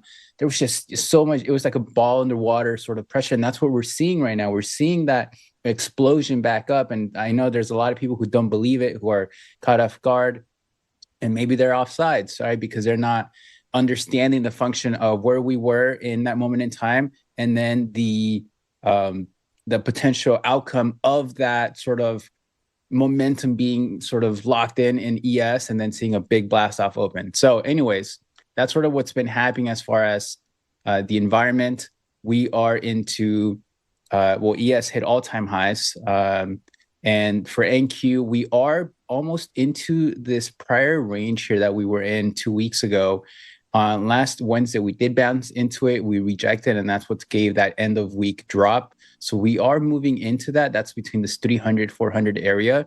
So in a scenario where we can hold this 29,060, or we hold here exactly at this 200 area, we can push up into there. And then maybe finally at that point, the market has just a normal pullback after this 3-4 day action. If we do lose this 29,060s area, then we can come back down here to prior day high, 28,900. But pretty much for me, it's ES is a much clearer picture here as to what we need to do, and that's buy pullbacks into support and uptrend.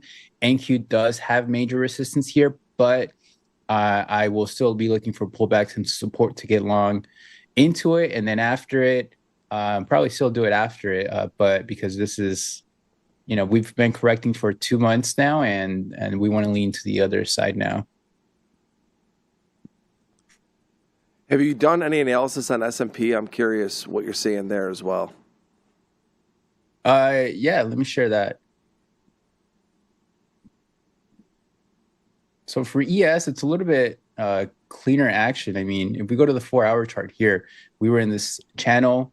We had a failed breakdown of this channel right into the 7350 zone, big breakout, and now at all-time highs. So the idea here would be that on an immediate back test of this multi-week range resistance, which is the 7620, 7630s, we can see higher. To where I have zones at 7693, 7700, of course, can see higher over time. But if we do lose that, the next major support here would be the back test of this 75, 68, 70s prior week high. This was like the prior sort of range here that we were in. So, and it's also the gap low here. So we held the gap low on Sunday. Monday, we shot up. So that would be sort of like the main bull bear zone here. Like, as long as we hold that, we can't say that even if we pull back, people are going to say, oh, it failed breakout. Well, we're probably going to need to lose this 75, 40s area to confirm that. But until then, anything above here is just a small correction through time. Let price build up, consolidate these recent gains, and then look for higher unless prior week high is lost. Cool. Thanks, Chris. Before I let you guys go, everybody, production's telling me we've got breaking news. Rare footage of one of our traders out there in public. Production. Let's see what this looks like. Oh, God. Who is it?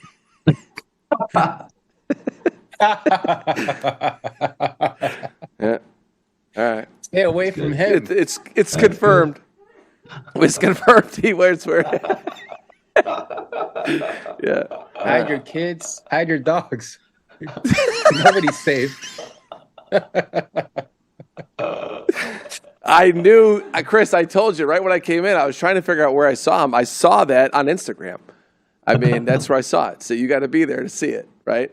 Maybe that makes it into my story. Cooper goes, don't get the popsicle. All right. Well, I'll leave you guys with that. Merritt, Chris, I will see you guys next week. Consider the rivalry re-engaged. That's all I'm going to say. Later. Later. Have a good week. He's going to be living rent-free in my head for some time. Merritt's in that ice cream truck. Do you want to learn how to trade profitably? Come on in.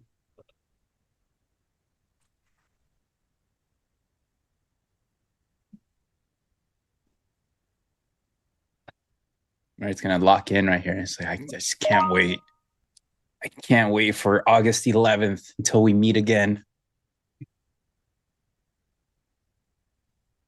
Whew, that was good.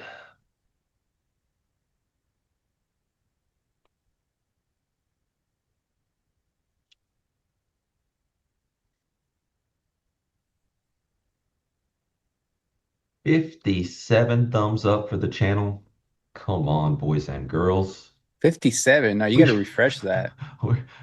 We're handing out ice cream here.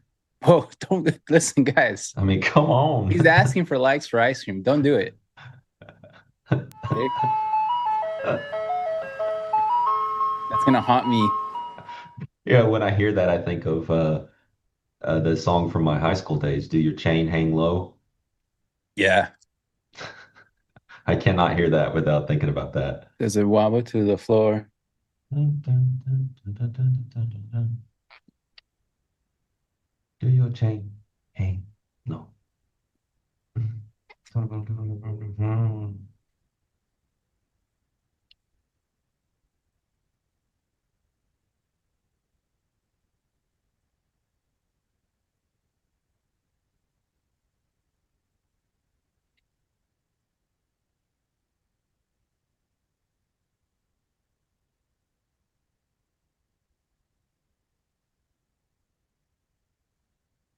So we bullish or bearish?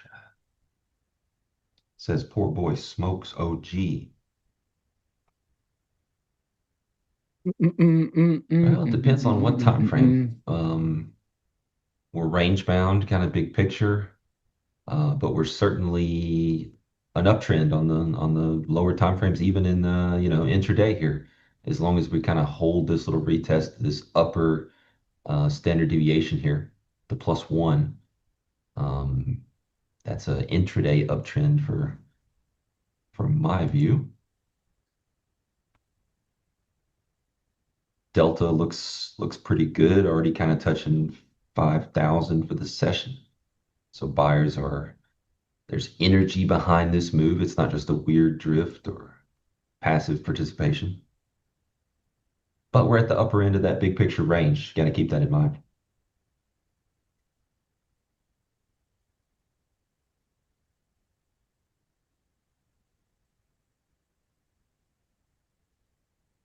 Chris, I tried to get swing long on, was it Thursday? Man, it set up perfect. And then, when was that?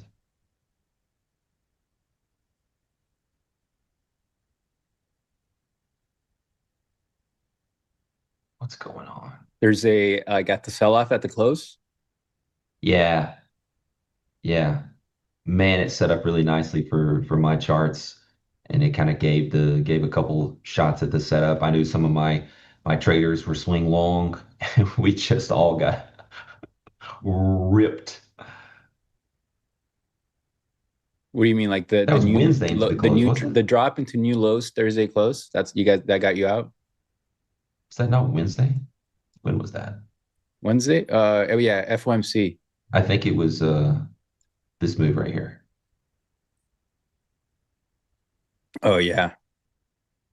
I mean, it was picture perfect, like start to get it going, and absolutely ripped up.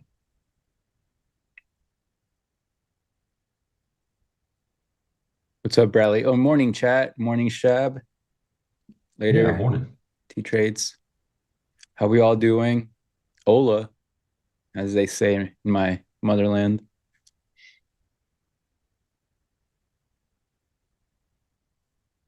Hopefully the market has been treating you guys better.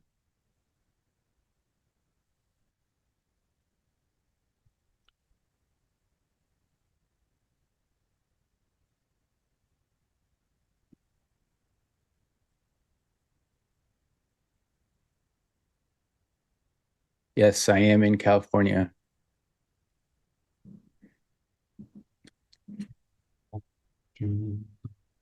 Ola. Such a winter's day. This week was rough. Yeah, around the FOMC it was. I started swings that day, and I had to close them as well until the close. And then I have just been having issues with some things with the account. I got talked to Deli about, but it's frustrating.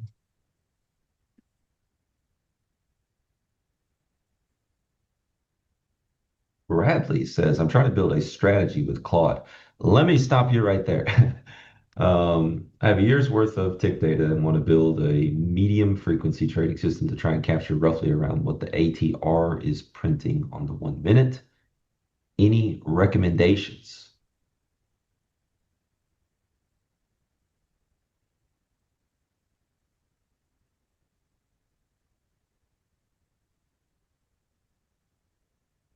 I've never tried to do that with Claude.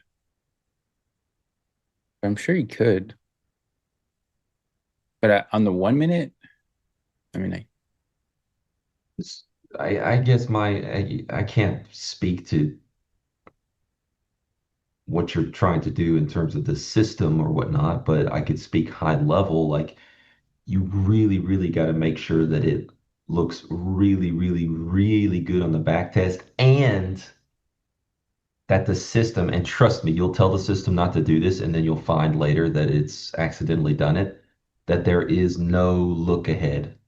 You have to over and over and over stress that there cannot be any look ahead.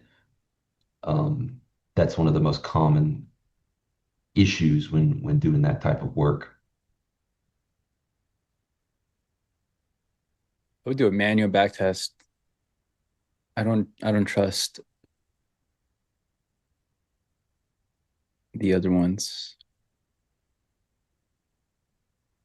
Because then you won't know, you know, if you're in a drawdown, like you're not gonna have, how do you have trust in it? How do you size up as well? I've seen so many traders, and I've talked to so many traders who start their own strategies, and the back tests are automated, and they just look at the data. But so they're trading it, and then they go through a drawdown, and then the drawdown is a little bit more than the max drawdown in the back test, and then all trust is gone. And then you start skipping trades. You start undersizing trades because you don't know exactly the structure of those back tests. You have to feel it. You have to be one with the market. Sounds like I'm joking, but I'm not. Yeah.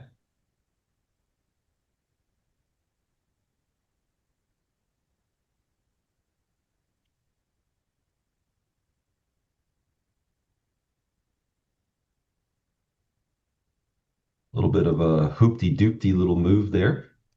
Yeah. Is the war over again this week? Yeah, I'm kind of like Crudele, like he was saying earlier, like he's just stopped paying attention to it. I guess actually I never started paying attention to it, but anyways, I'm also not paying attention. I'll pay attention to that MGI though. You know what I'm saying? You know what I'm saying? You know what I'm saying? You know what I'm saying? Man, it's too many know what I'm saying. You know what I'm saying? You're right there. If you know, you know. Most people won't know what that is, but that's one of the all-time greats.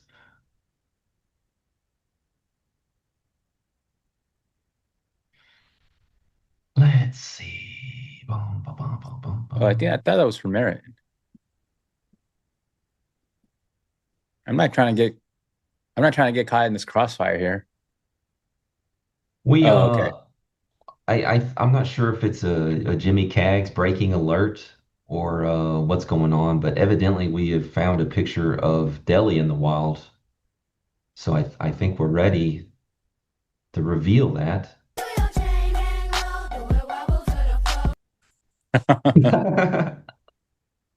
He looks like one of those Instagram traders that was going to become Instagram famous. Buy my course, $9.97. Let's see. I don't I'll think teach you what the heat map is. not a single one in the chat knew the know what I'm saying reference. None of you. That's a shame. I know you saw those Instagram traders, Billy. Yeah.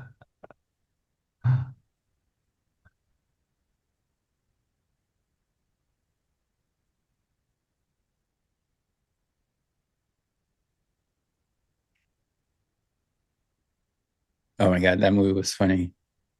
Malibu. Yes. All right. We got some people. Some people got it.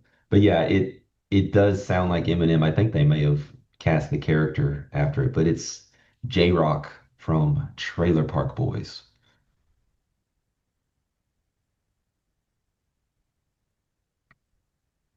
One of the most genius comedies shows ever done. And very few.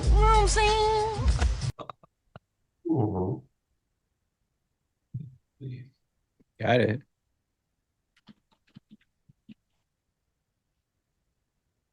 Eighty, 90 times. It's too many know what I'm sayings.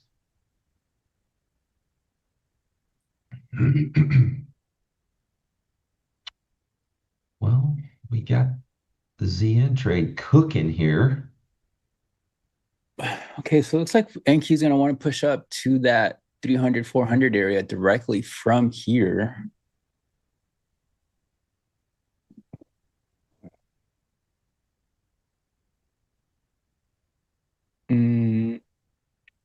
We're cooking. Probably scale out a little bit here at 1R. Just because I kind of hate trading this market.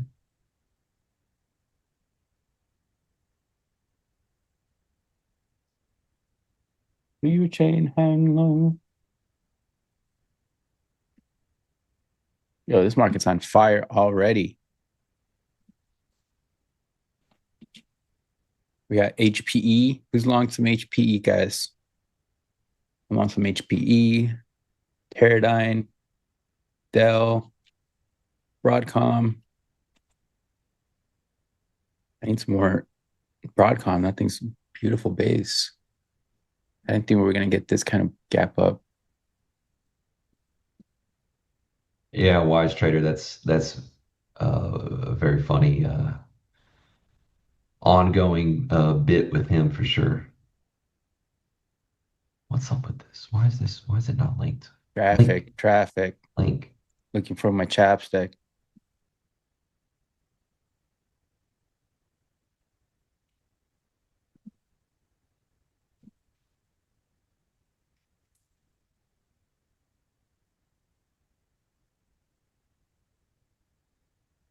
Don't be hating.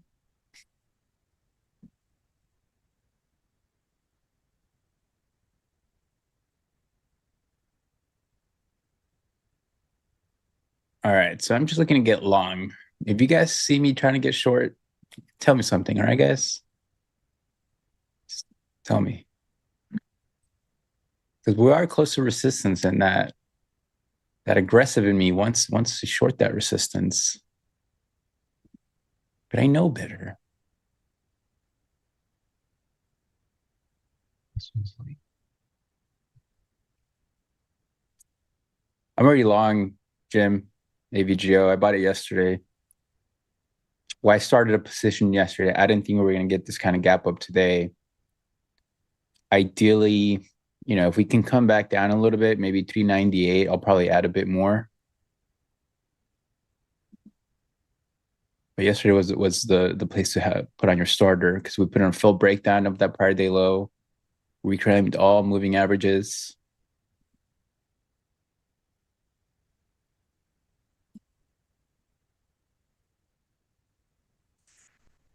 all right. I'd scaled out of 3/5 of the 10-year for around 1R. I'm looking to buy these mags now. I'm going to pull back into their 9 SMA. Amazon, Microsoft, Google. Other than that, there's really not much sort of moving. PLTR, strong earnings gap. NBIS had a massive move yesterday. What is he talking about? Talking stock stuff, okay? Sir, this is a family future show. Kids, do you guys want some futures? If he Come tells you on, that, man, we guys, got some popsicles. run away, okay? Popsicles. I can't do that whistle thing. Popsicles. Don't clip that. That was just me practicing my popsicles with a whistle.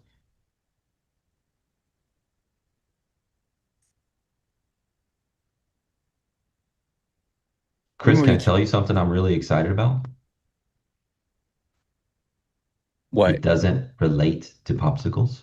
Oh, okay. I'm waiting. Oh, okay. What is it? I got an algo, man. Oh, yeah? Like a full-on trading one, not just like my usual help me indicator algo.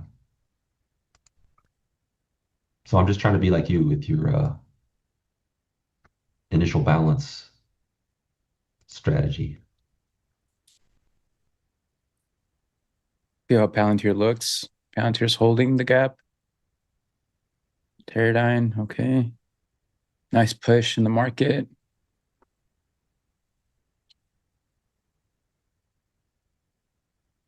Are you calculating R's off total position size or no, it's total position size.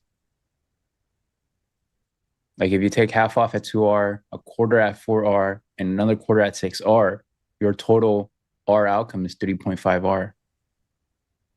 That's what matters. What is the total?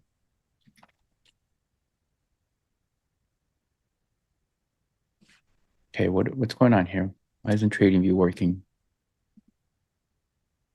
We're trending intraday.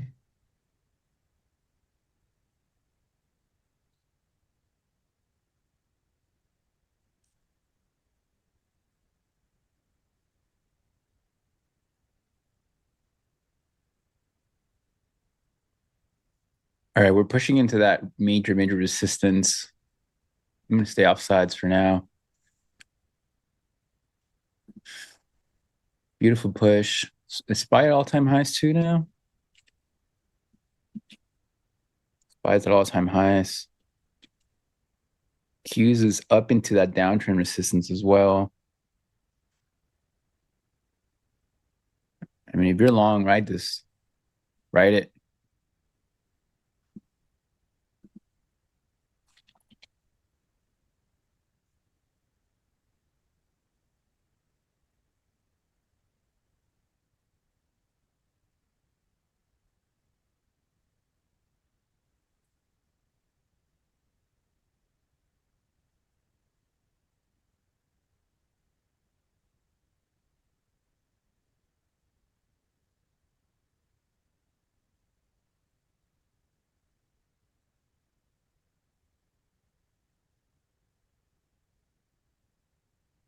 MI's red. Mag's green.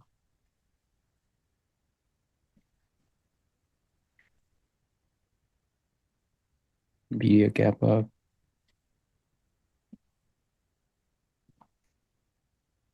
All right, we are into that resistance area for NQ. I should not short it. Just gonna wait for a pullback here, guys. So now first support would be this area that we just broke out from, this 220s. Look at that beautiful push.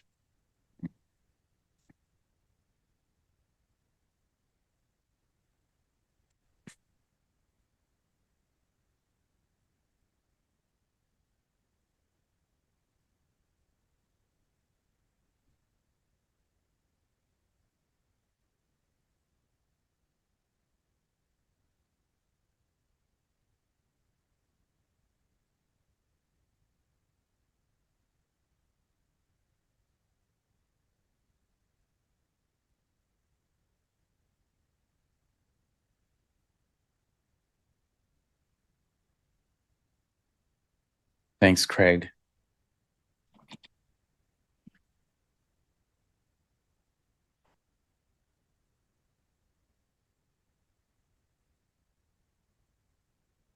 Let me add a bit more.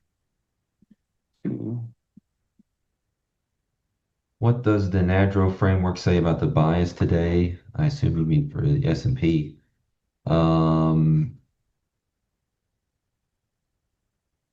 It says that you missed the trade. It says that it's gone. The train has left the station. The opportunities were lower at other places.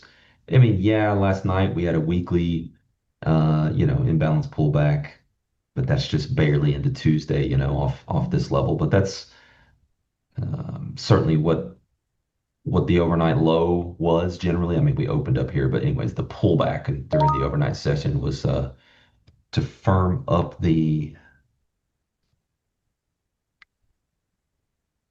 weekly imbalance up, but all the other time frames, the better trade locations were lower, which is why I was trying to get into those as I was lamenting earlier. But no, what does it say about the bias today? I mean, yeah, you could say the weeklies, the weekly, if you defer to lower time frames, we continue to be in a bullish state here until proven otherwise. Currently, that line in the sand is 76.37.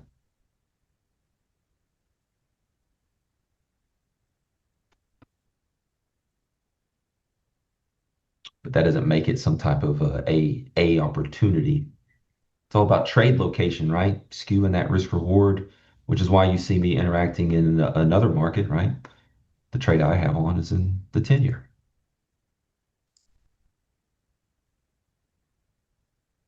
Panic buying on the tape here in the S&P.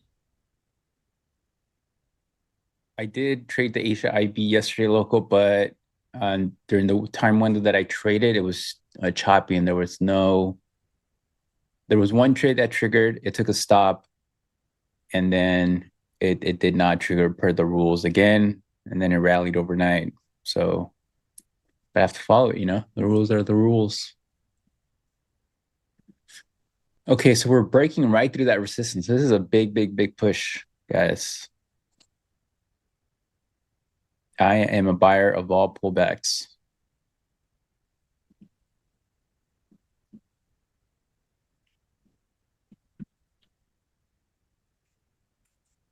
Yes, Friday was the day, and I was playing golf on Friday.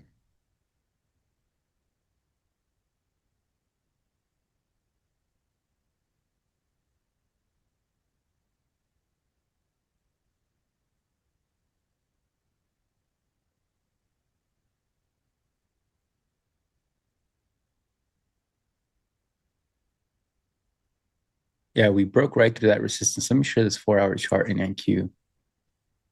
I mean, we're right into it. I don't want to say we broke because we need acceptance at it. But this was last week's, maybe 2 weeks ago range. This 300 to 29,300 to 30,200. We broke it on Thursday, bounced into it, back tested it, and then had that big drop. So this is the first test of that. But look at the strength. We're breaking through that initial area here. So to me, I would say, okay, well, if it is going to hold, then on a back test of it into 300, we should hold it, right? Something like this, and then rally back up, right? But we're still going to need some acceptance up here. So then eventually get the move that is, we traverse all the way up to this side. But so this is strong. So this is telling me, no, I don't want to short at the moment. I mean, I still don't want to short. It's just my aggressive me talking. Don't listen to me, guys.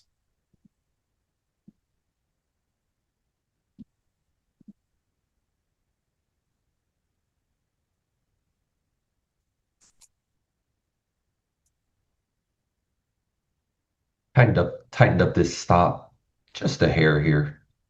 Going to force a very rare thing, an intraday imbalance for this 10-year trade.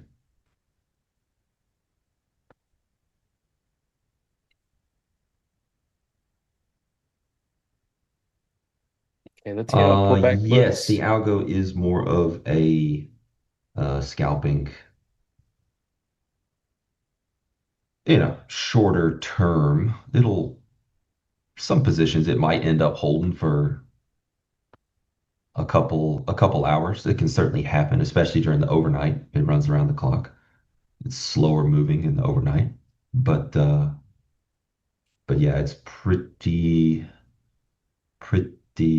promising. Just started a live forward test this week. We'll be reconciling and matching that up every day with the back test run, to prove it, and then we'll start to scale it up. Big.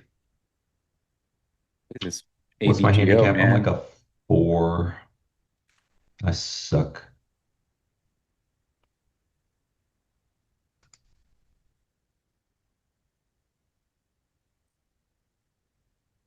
It is mean reverting, correct. That is correct, Mr. Josh Platinum. I have a live feed into your machine, and it just fades you. I need some more AVGO here. If You we can need get a what? pullback. I need You some. talking stocks again, Yeah. Chris?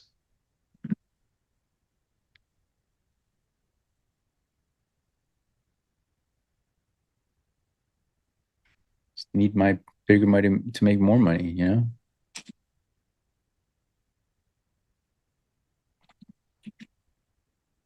Dell, beautiful breakout. Dell's a buy on pullbacks. Dell, HPE, NVIDIA, Teradyne doing really well. I need to add some of these on a pullback.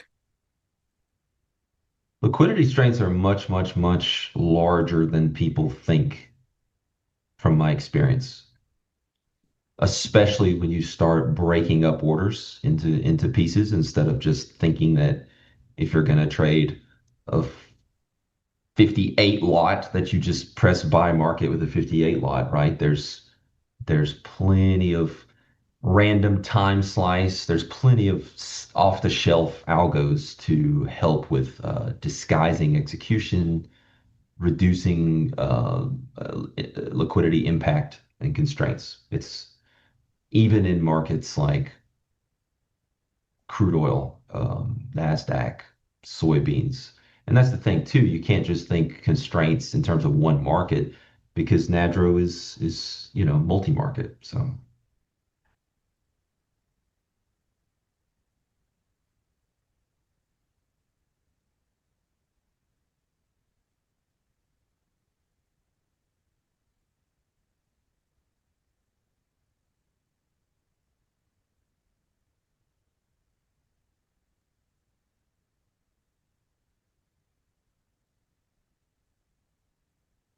you passing an Apteros account, Eamon?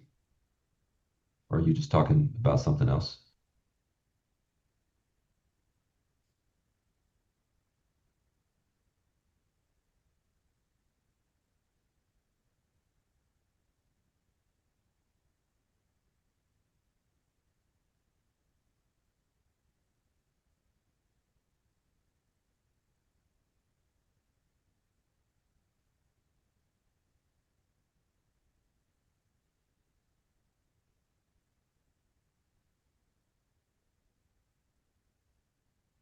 Yeah, Hoodrich, but that's stocks. Stocks do not, the S&P 500 futures do more volume every day than all 500 stocks that constitute the S&P 500 combined.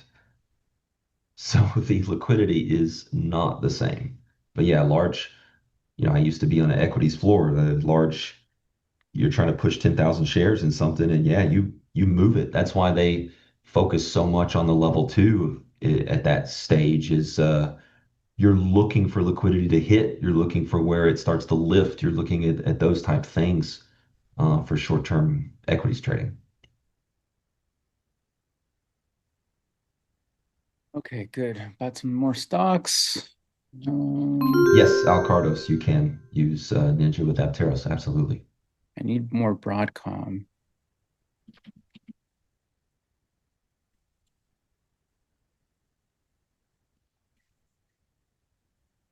All right, so I bought the 5-minute orb on PLTR. We'll see if it works. TLTR, is that a treasury ETF? What is that? PLTR, Palantir. Oh. TLT, that's what I'm thinking of. TLT. Oh, I haven't bought that in like 10 years. I haven't thought of that in 10 years. Yeah. I remember trading the TMF, the 3 times leveraged Huh. in like, I don't know, 2018, 2020 maybe. I don't remember when it was doing well. Yeah, 2019. I caught that breakout, January 2020. I remember thinking that TLT was going to be the trade back in 2008 when we knew that interest rates had nowhere to go but up. Turns out the market can be irrational longer than I can be solvent.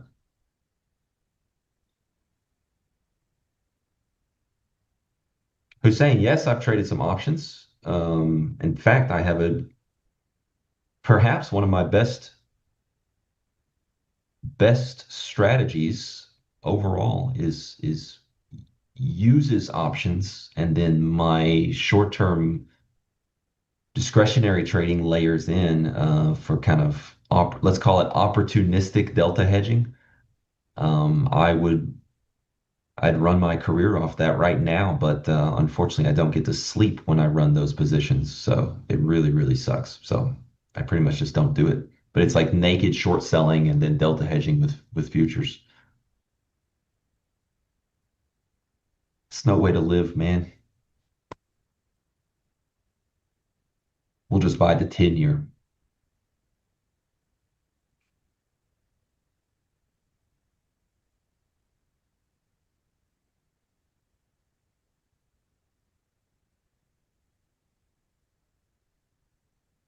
Should have bought TSM, ALAP doing SNDK. ARM is breaking out. It's still weak.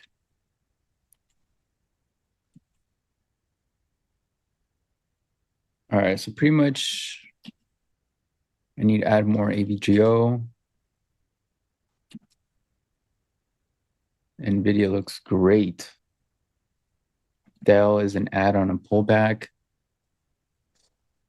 Too many were bearish last week, guys. As we were coming into support, the downtrend was ending. We were into the second daily lower low, and then sees like too many were bearish last week. Have to understand trend structure, and it'll help you so much. All right, I'm just waiting for a pullback here. There's nothing for me to do in NQ.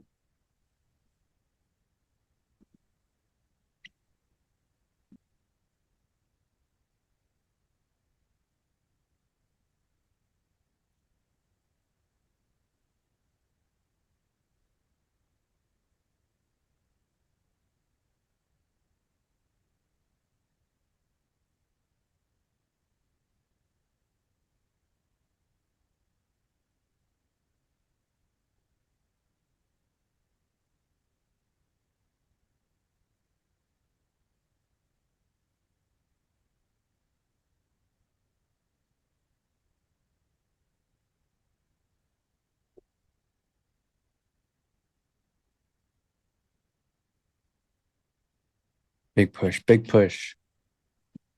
Semiconductors getting a big breakout, especially on midterms. How can you be so bearish on midterms, guys? They're not going to let the market drop. Hey, Method Man, fantastic. Method Man is in my group, and he's been killing it.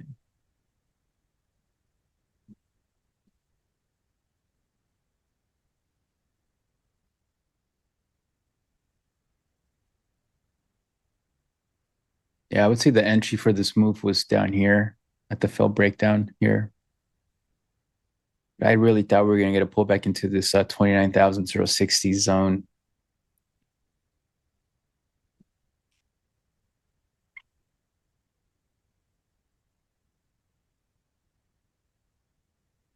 Can I say more about midterms and markets staying up? You can just look back at seasonality for these years and the type of environment that we get. That's literally all I consider. It doesn't have to be deeper than that. It just Is that another manual thing, or do you have data on that? no, there's data. I don't have it myself, but I find it from there's two big companies that on the like sort of financial advisor side, the institutional world, that they share it. But you can look it up, I'm sure, on Google, midterm seasonality. It's the same every time. It's like when they say seasonality for Q4, right, which is always up.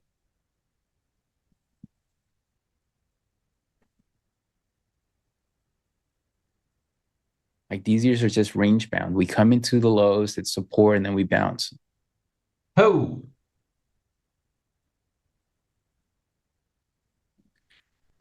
Man, look at this. No pullback. yep.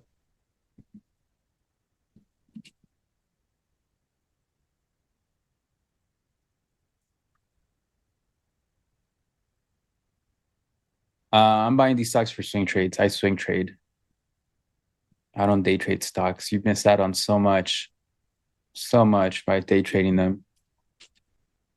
I mean, you can capture a 100% move.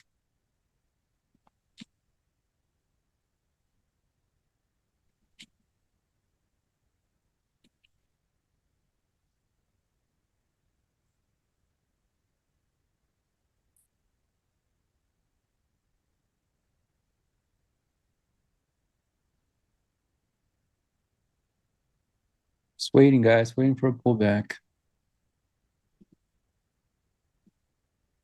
There's no setup here for me. So we're reclaiming that prior range. So at this point, I do think NQ is going to traverse all the way through this prior range that we're breaking through. So 30,200 would be my next sort of main target over the next week. I do imagine we'll go through some back and forth, right, to consolidate this recent move. But with all the stocks that are breaking out, software is leading, semiconductors are pushing up, growth is back on. And then now you have leadership from MAGs, right, which we didn't. So, and again, it's just a midterm year. Like we're just in a large, think of us being in a large year-long base. That is what we're at. So we come back, we sell off, then we push up higher.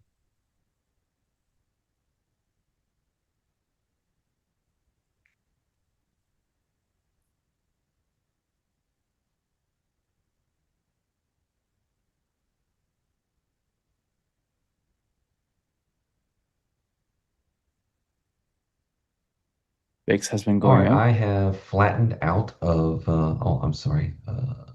I flattened out of the 10-year position just now. Fantastic trade.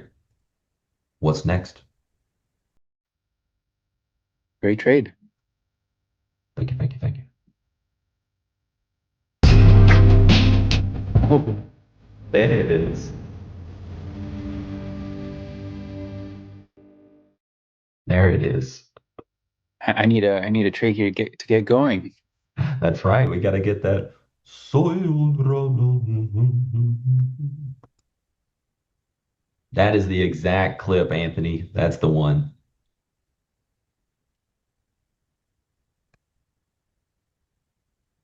What's my target for AVGO? There's no target when you're swing trading. Like you don't want to put targets. All-time highs. Why would you get Well, some out? people can have targets. Come on. But why would you get out of a stock that's trending higher when stocks push in a leading sector? Okay, in a leading sector, why would you want to get out of it? Sector rotation. What leads doesn't always lead forever. Sure, I'm then playing use a devil's trailing advocate here. stop, but don't have a Yeah, target maybe. in mind. They Like have imagine a all the people who had statistical model targets. where there's a certain overextension that it makes sense to prune it, or Sure, yeah, yeah. partial exits, yes. I do that, but not to say, okay, we've reached my target, I'm going to close it. Our targets don't mean anything when we're in a bull market. Look at ME, look at BE. BE went up, what, 600, 800%? What targets, right? I just think there's more than one way to fry the cat.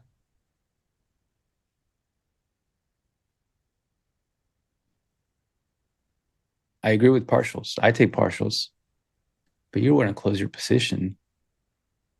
What's this red line on my chart? Yeah, it's tracking the IB range so far. So the red line is the IB high, the green line is the IB low, and it's tracking it so far. This yellow line is the 50% of the IB.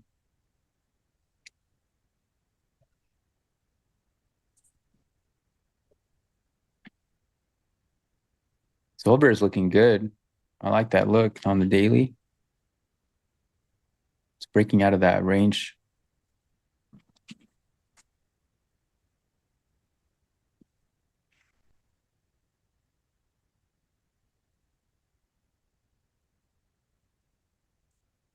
Listen, guys, he's from Alabama, or where's he from? So he, his diet is a little different.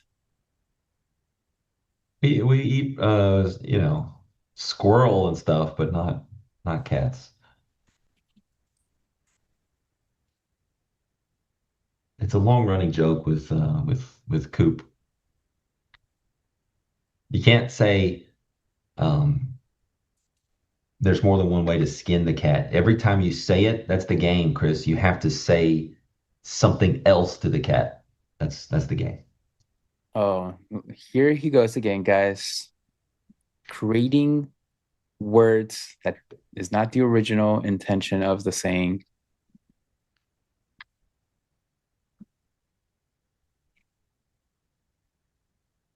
All right, are we seeing a high here? We are pretty extended, and aggressive me wants to short, but education mode me does not. Actually, if we pull back into 370s, I'll look to see if I can look for a bounce here. Right here.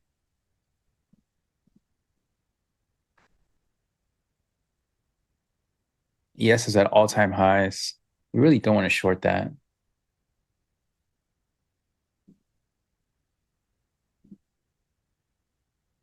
Sellers showing up a little more than they have been. We'll keep an eye on that. A little bit of a inkling of a contextual order flow shift.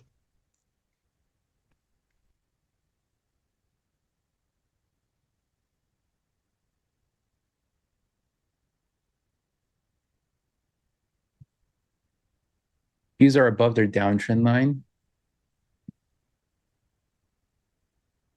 Look at that. Big breakout above this downtrend channel. So everything just continues to point higher on a higher time frame.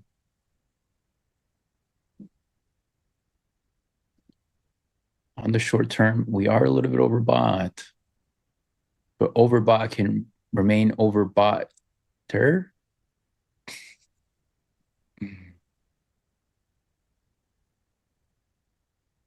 All right, if we pull back here, I'll look for a long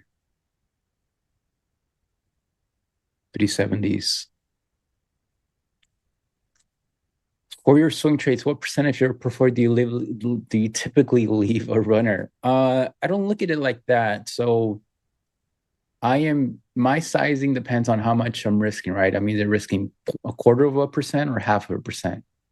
Depending on the spread between the entry and the stop, that will dictate my size. If the spread is small, you can imagine that I can have a 20, 30% size. If it's wider, then 5%, 8%, etc. So what percentage I'm leaving will depend on that. Well, what percentage I'm putting on will depend on that.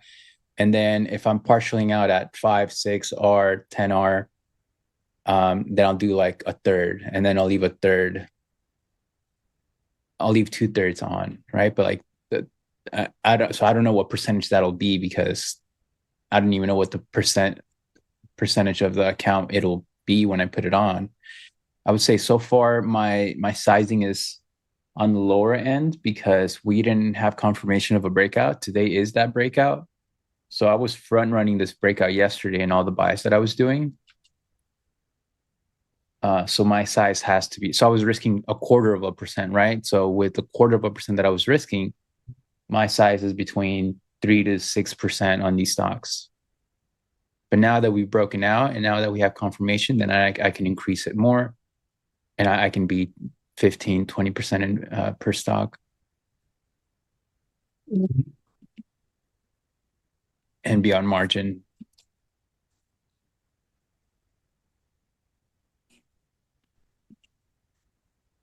Oh, Palantir, look at that. So far, the 5-minute orb is working.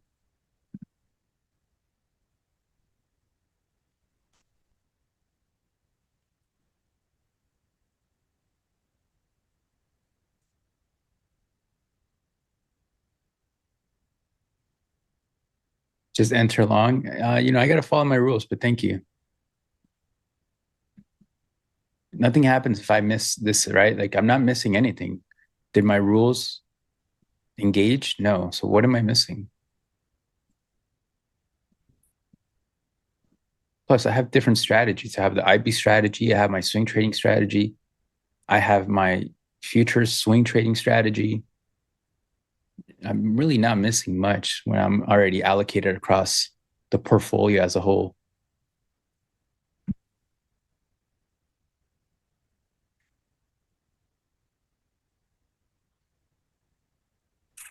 Yeah, if we get the OLA wedgie model, I'll take that long. But I'm looking for the OLA reversal model here into 380s, 370s. Olo.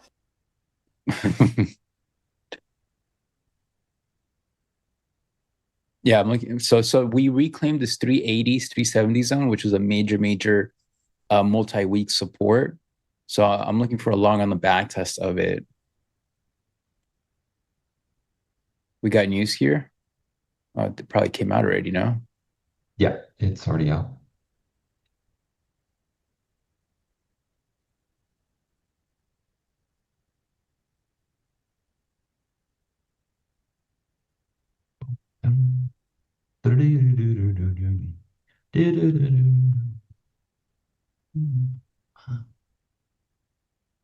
Yes, is moving.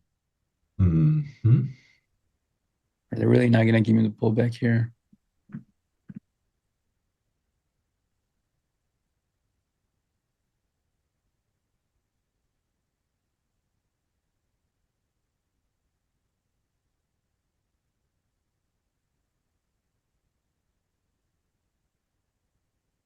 All right, looks like we're going to push out from here, but I don't want to be aggressive long up here. ES is trying to go take out that all-time high. What do you mean? It's already at all-time highs. You, sir, obviously do not back adjust. Look, the S&P 500 is at all-time highs. And that's what it's trying to do right now. It's pushing for it.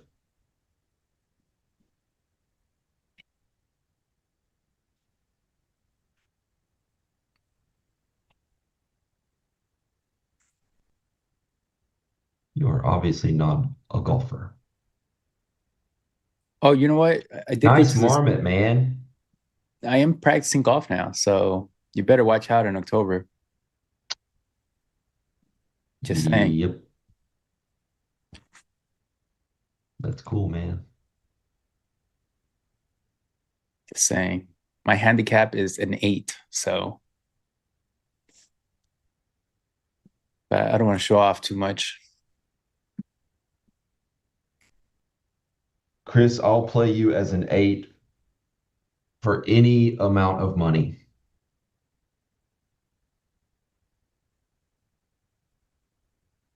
So if I'm a 4, you'll get four strokes. You name the wager, I will play you for the wager.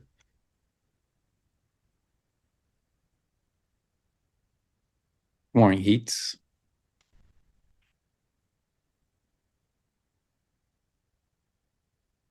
I throw down a wager and you just say good morning to someone in the chat. Did he say something, guys? Okay, pal. I'll do a celebrity, like in a beer cup. Yeah, a beer cup. And gosh, it's been so long that I You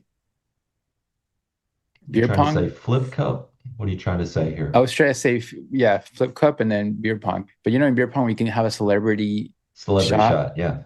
I'm gonna have my celebrity shot be Paul here. Where is he? PJ Dubs. I'll have him play you for me, okay? No, you're the one that said you were an 8, and then you remember that presidential debate where Biden and Trump were talking about their handicaps? Oh man, it was so good. Just saying. I know. I actually used to be in college. I used to be in beer pong competitions, and I won quite a few.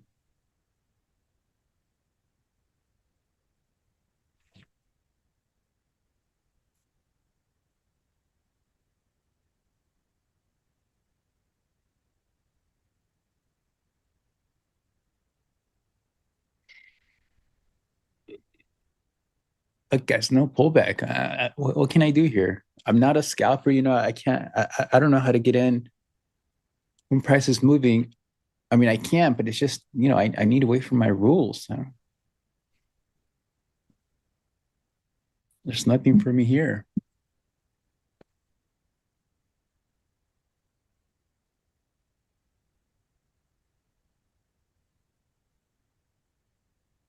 Yeah, I mean, this is what we call with our DVA framework here, fast trend mode, where the pullbacks are not, we had this one pre-market pullback that came back to our developing value area from the +1 to the -1.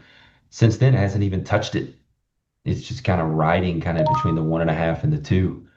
So as a pullback trader, it's kind of like someone asked earlier in the chat about NADRO and its view on the bias right now and stuff. It's like, we had this weekly setup for the overnight low, essentially the overnight low, right?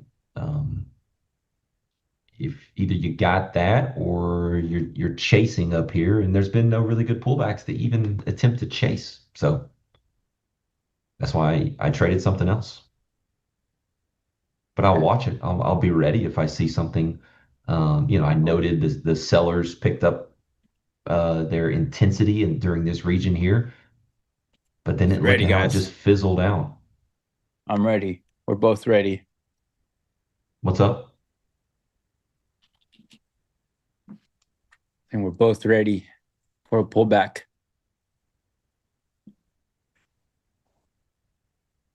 I'll be also looking for a bullish trade today for the IB strat. Although I don't know how much higher we'll go. If that triggers long, I'll probably take a stop.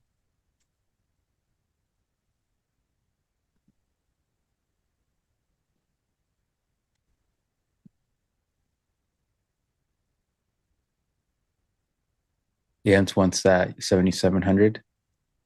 NQ had like this small little pullback here. So if you're like, this is like a perfect pack stay. He'd be screaming the ish out of it right now. Yeah, it should pull back for the IB.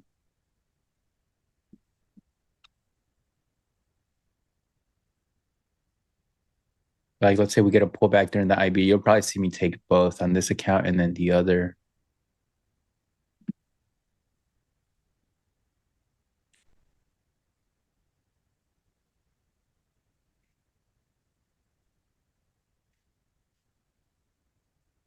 So if you bought, the break of these like 3 candles here, it's just been a very little consolidation. Like you had to buy the fill breakdown down here. This was the best spot for my approach. But I was, not engaged there.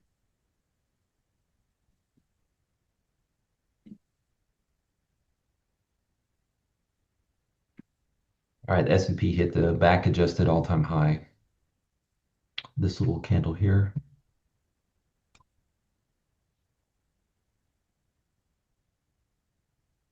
I like the exit on the 10-year trade. You got the momentum burst, you got the stall, you got the delta, drying up. It's just, I think it's a good trade location for a longer term play, but that's not what I'm doing with this account.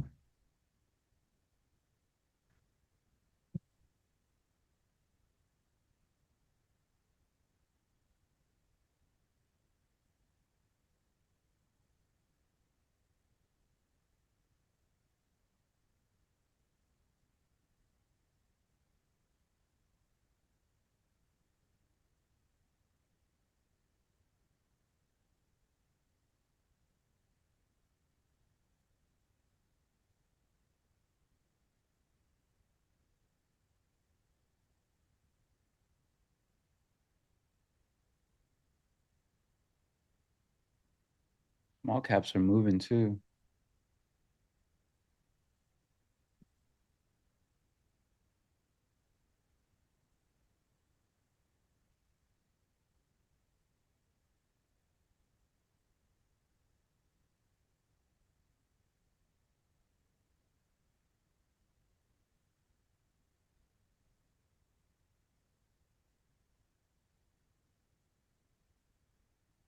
Would you guys trade reversals on such a strong day? Yeah, I'm not afraid of trading a reversal on what looks like intraday to be a strong day, right? I don't only look at the trend on the lower time frame. If it's a higher time frame, contextual play, and I get some type of weakness on the delta, something to help indicate that, then I will absolutely fade a what looks like a strong day intraday. I don't have that here today, for sure.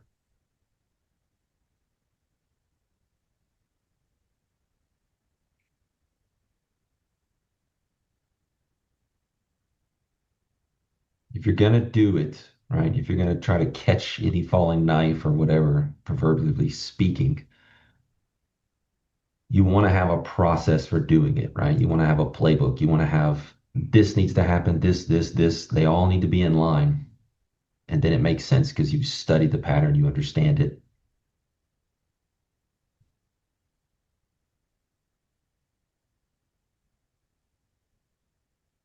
Wait, is he saying bearish reversal or bullish? A reversal of any type. Well, why wouldn't you trade a reversal on a trend day? You're essentially buying a pullback. Well, I think they mean during an uptrend, would you short? During a downtrend, would you Oh, okay. buy? I buy downtrends all the time. A 2-minute downtrend is a higher time frame pullback. Exactly. Exactly. Just like that's no different. It's just different time frames than your first response, which Yeah. was, well, if I buy a pullback, I'm fading a down move, right? So being able to compartmentalize and put together multiple time frames and understand a more complete picture is just such a hack.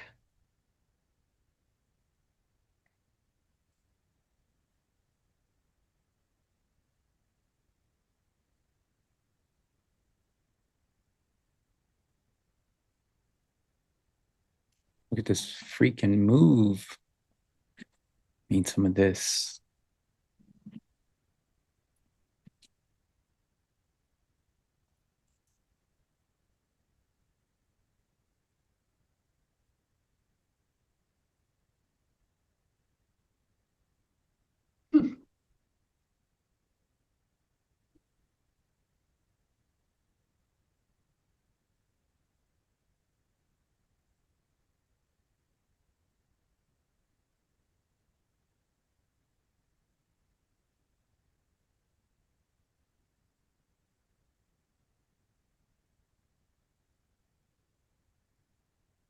And we see a pullback now.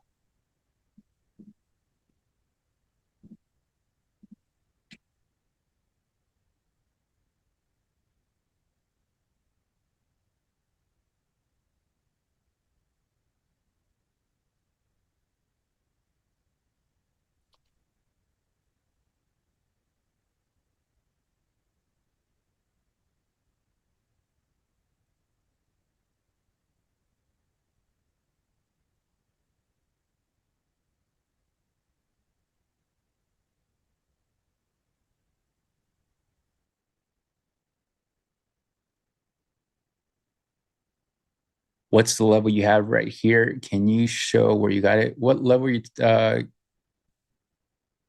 what level, Frank? I have a couple levels here.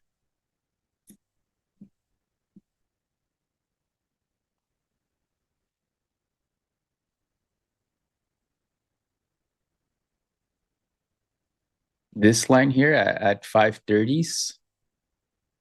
It's just my indicator zone here.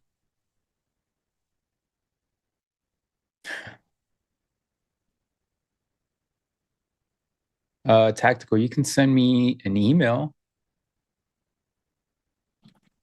Let me type it.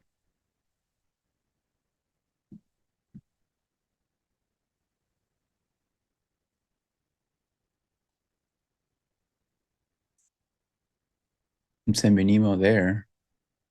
Did people already ask what your pullback entry sequences are? Would you add to your trades? I don't add to my trades. I am a location-based trader, so on a pullback, I am looking for specific areas. Like this is an important area for me in NQ. So if we can pull back here, I'm looking to get long.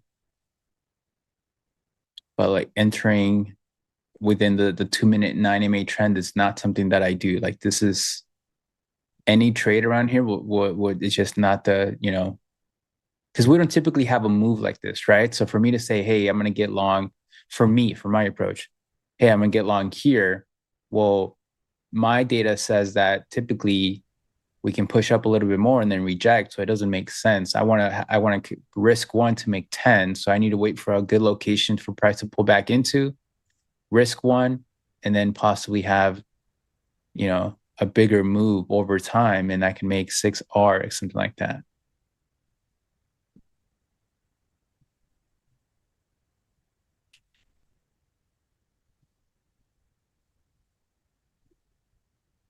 But this is the SPY. If we pull up to 370s, I'm looking to get long.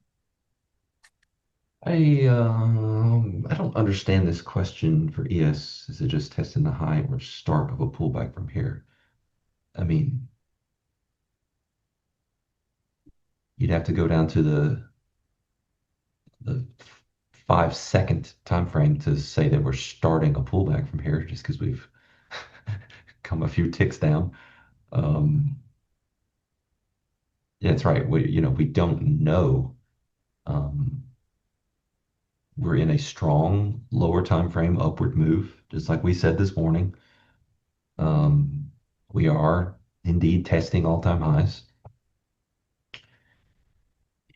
If you want to play some type of a reversal or mean reversion type strategy, I tend to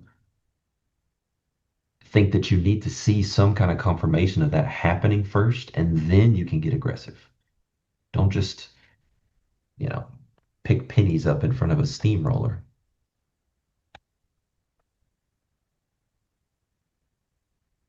For example, one of the filters we use is from this weekly chart here, weekly developing value.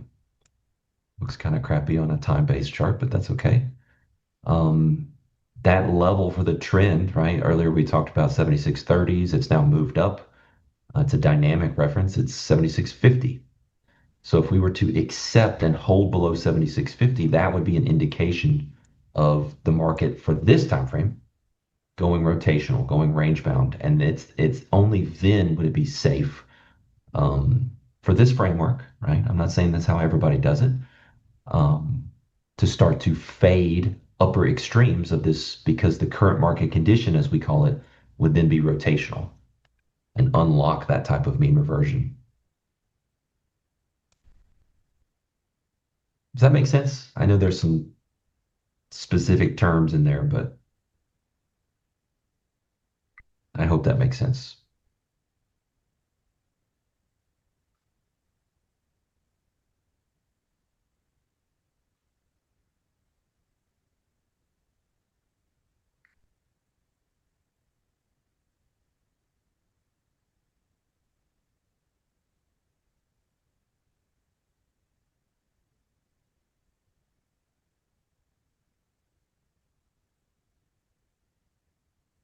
Oh, what's that, Chris? You want to see the The picture behind me?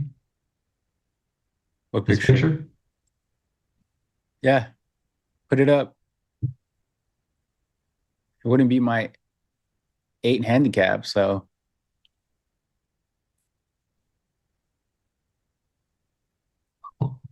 that your uncle? Who is that? It's my Who is that daddy. guy? Is that Jerry Jones? That's daddy. I love you, Dad. Yo, that was too fast.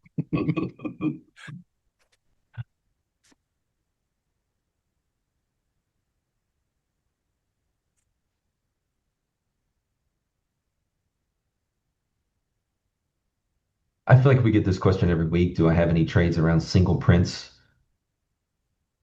I don't look at single prints on a profile by themselves.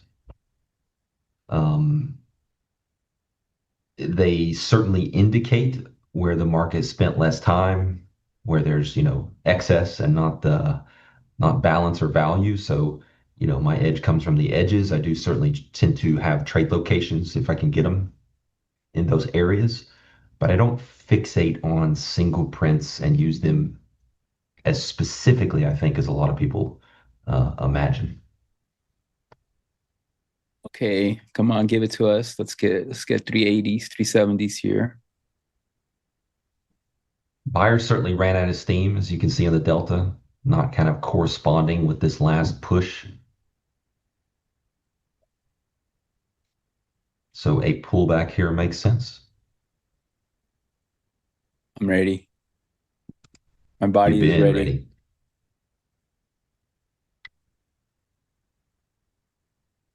We're just so extended. I also want to short. Oh yeah. I don't like being aggressive on the show. Because then people are like, you shorted it. Why are you showing an uptrend? Listen, it's just one trade.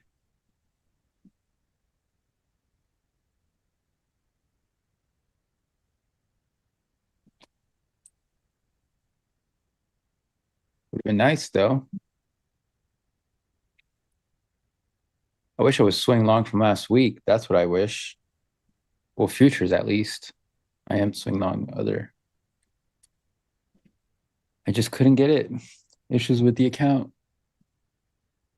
Frustrating.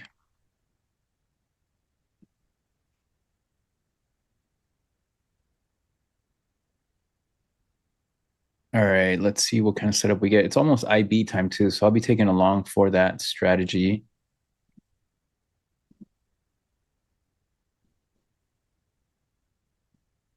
On a pullback here into the 25% mark of the 75%. What's the top quarter called? 75%.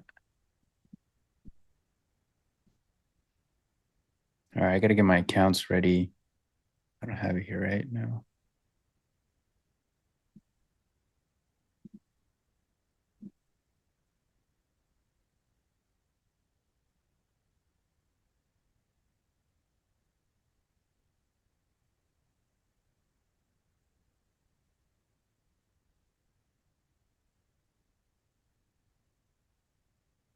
All right, so here's the IB Strat account. When it's time for it to engage, it will. On the other account, I am looking for a pullback here. If we don't get a pullback, then I'm wondering if we can get some sort of wedge structure here.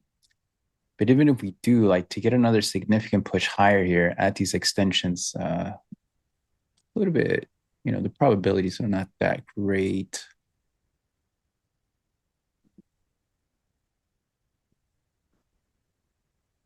We have 4-hour R-side divergence.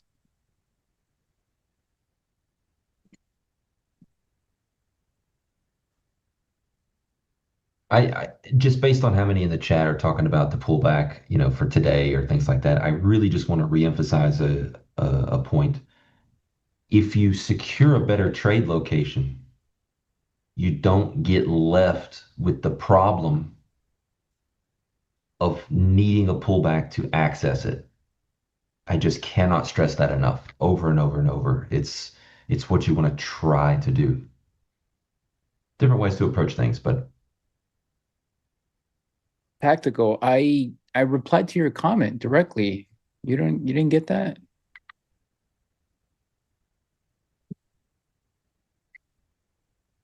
Like in my reply, it was your no?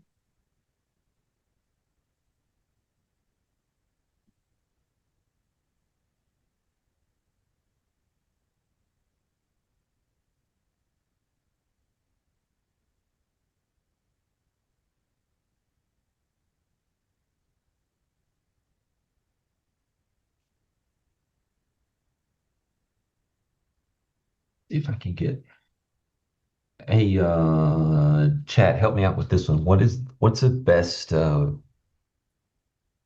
lightweight, not bloated crap on-screen drawing tool?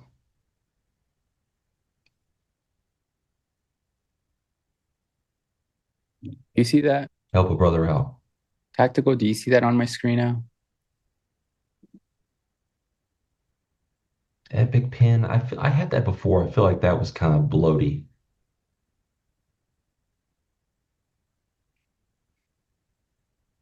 You say you're bloated? Hmm. Guys, no setup for me here. I'm sorry.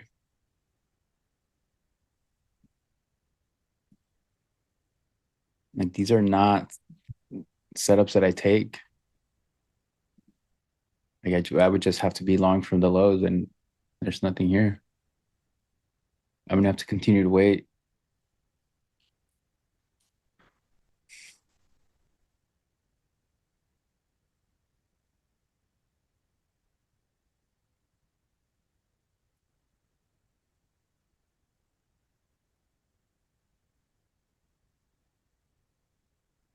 Oh, Palantir, look at that. That was a good buy this morning. Forgot about paint. Paint is what I used to always use for years to teach.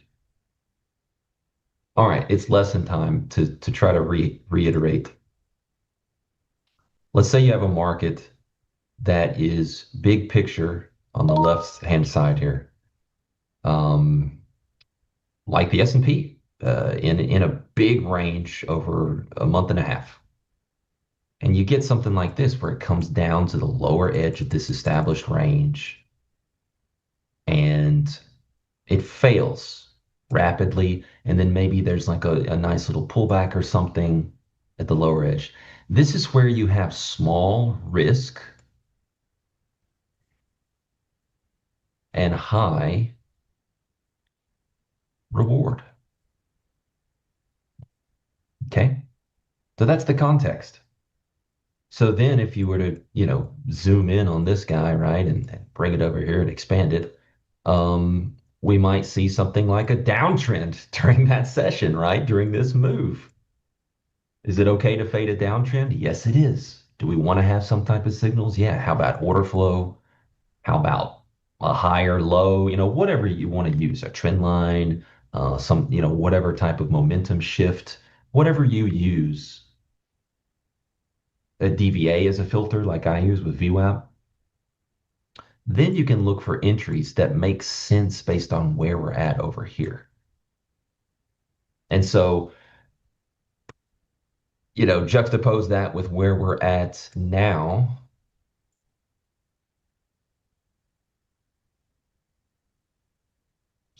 Which is here.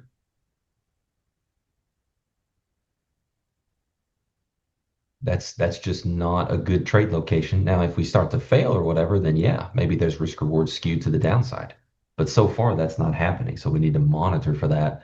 And that was the kind of the other points I made about the weekly going rotational and things like that. So I hope that helps clarify. I know there was some follow-up. All right, so IB is about to close. If we pull back into the 75% mark of the IB account will be looking for a long here. But so far, nothing.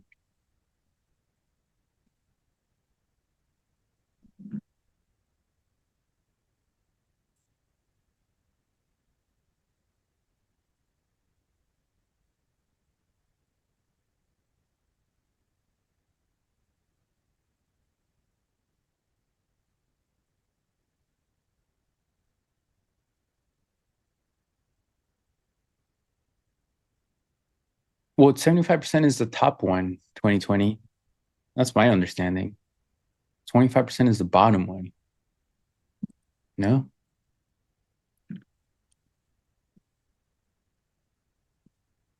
So the first one. All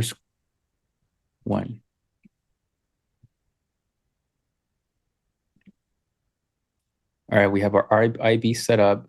The 75% mark is at 480. So if we pull back to 480, per the rules, I need to take a long.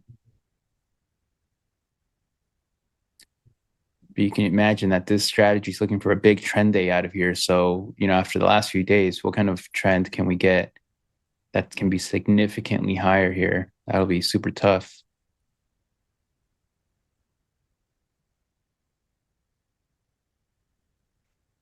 The numerical value, I said it. It's 480.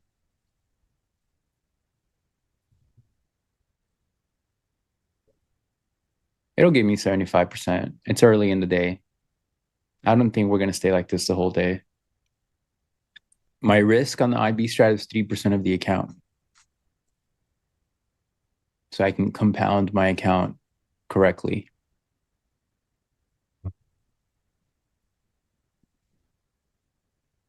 And currently that's been around, $1,100, $1,200 per trade.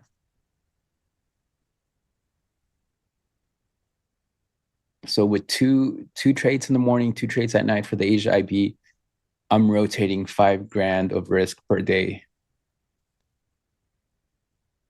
Monday through Thursday and Sundays.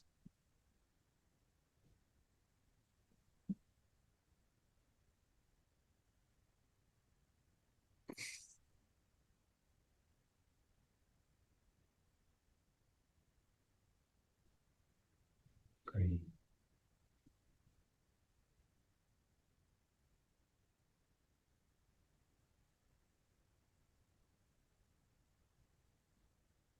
What time Asia IB? Is there not only one IB for Asia?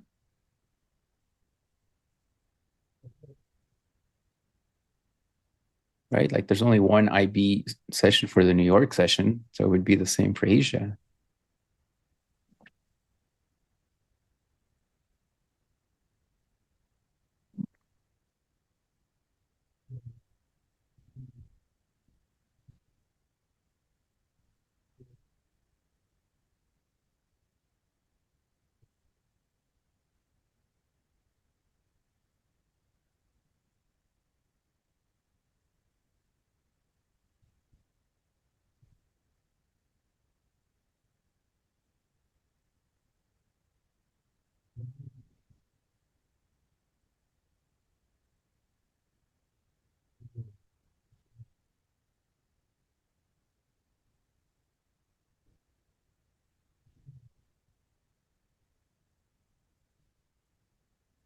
A pullback here.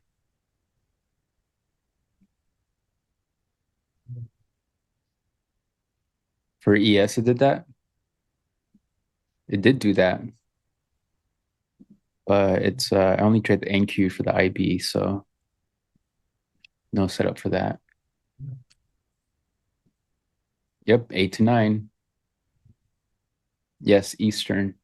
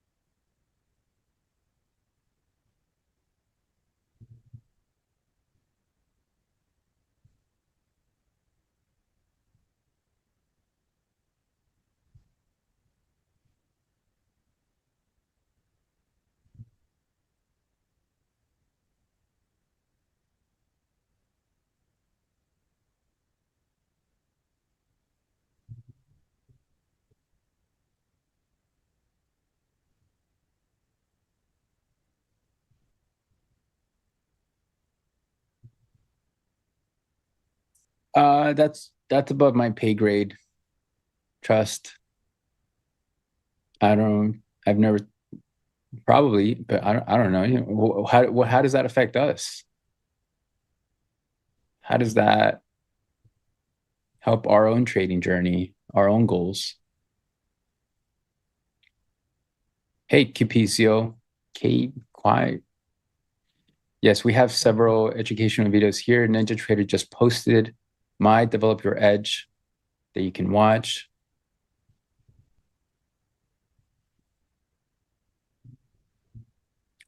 Take care, Sil. Oh yeah, I think she's in Australia.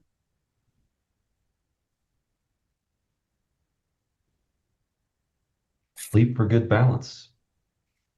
Here's to your balance.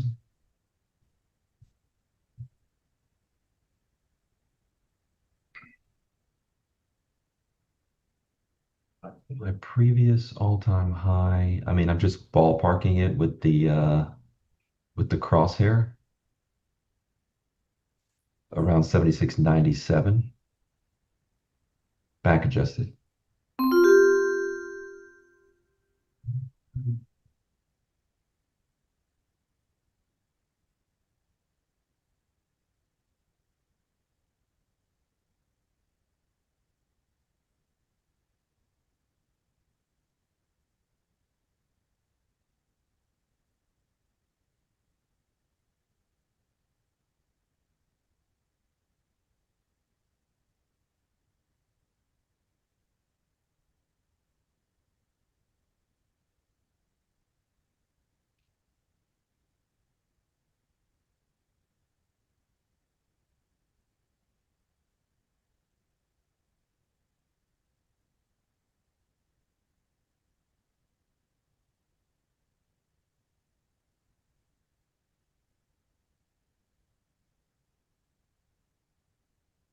Weak.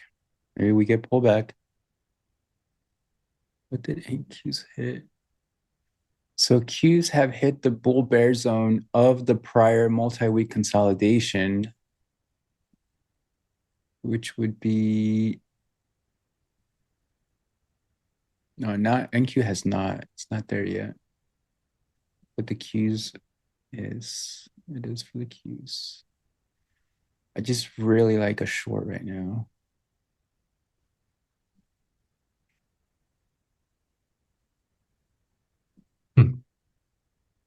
Oh.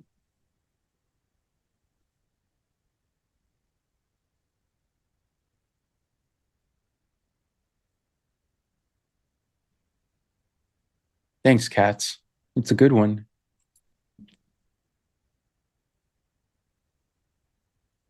Go over yesterday's Asia IB setup. It was it took a stop. I didn't, or else I'd be long for the move. Where was it?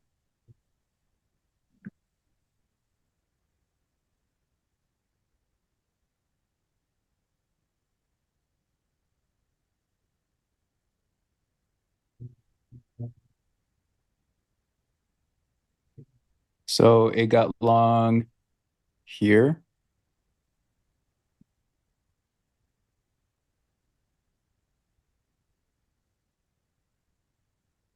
And it took a stop right here on this low.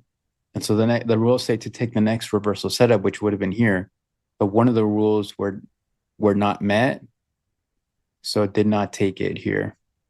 But that would have been great, right? It would have hit 6R, but I just, the rule was not met. So I whether it made money or not, like I need to trade the setup per the rules.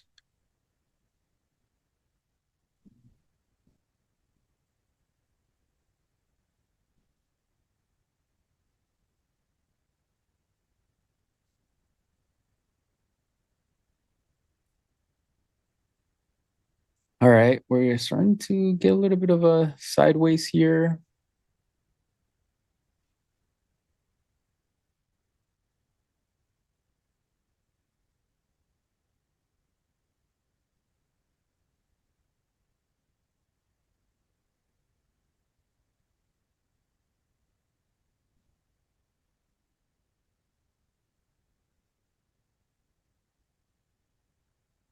What happened to that Rome guy? He just comes in here to share his trades, but he doesn't share the outcome.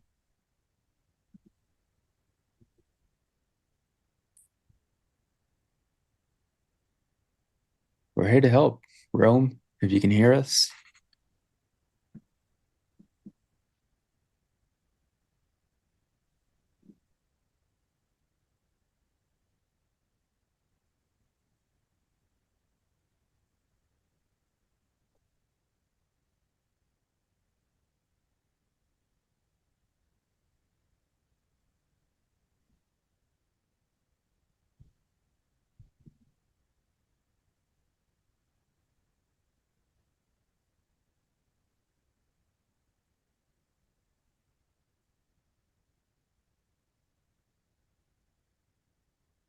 That's true, Dave.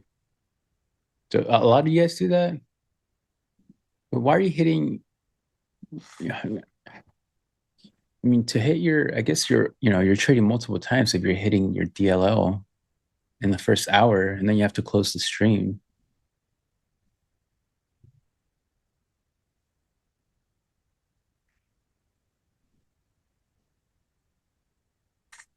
Better in the first hour than the last.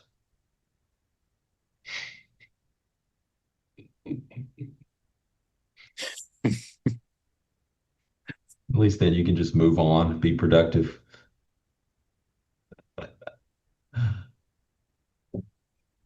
used to do that well, there was no stream back then when I was starting out, but it'd be 5:30 in the morning, and it's like, F this, I'm gonna go back to sleep.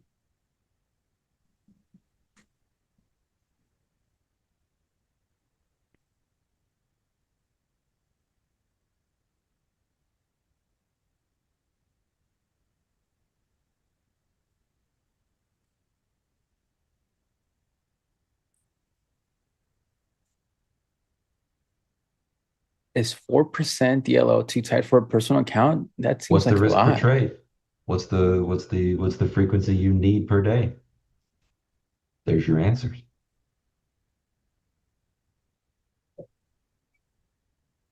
I will go along at the 75%. Did you say retirement? What? They mean retracement. Come on. Are you thinking about retiring? I'll get long at the 75% mark of the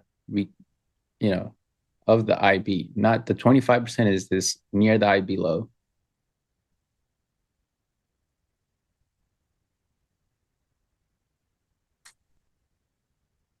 I got your email, Tactical. I'll reply today.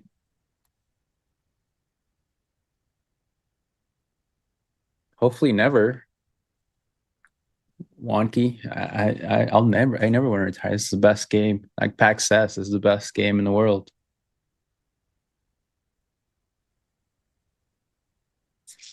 The IB's the first hour of the market of the New York session.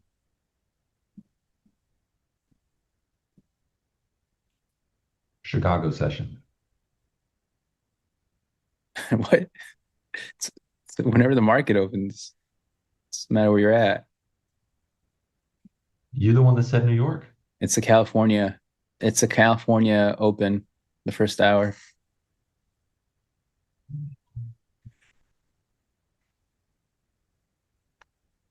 Looks like NQ wants a new high here. We are wedging up, so technically I do have my structure here.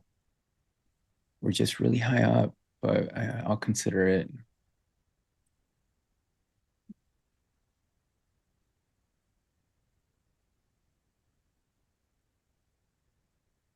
Was it a bad idea for me to start installing Microsoft .NET Framework 3.5 right now? Is that a bad idea, chat?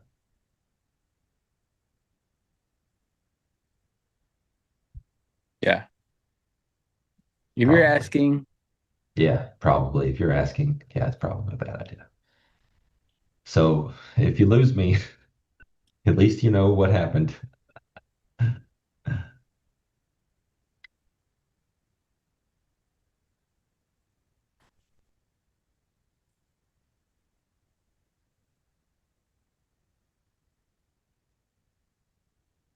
So I was considering a long here, but I also don't want to get long this late. But we do have my wedging structure that I look to take right into the 20 EMA, which is finally like a setup that I can trade. But I would want to see a longer consolidation. But with the type of day it's having, it can easily push out here to new highs. I think I'm going to wait.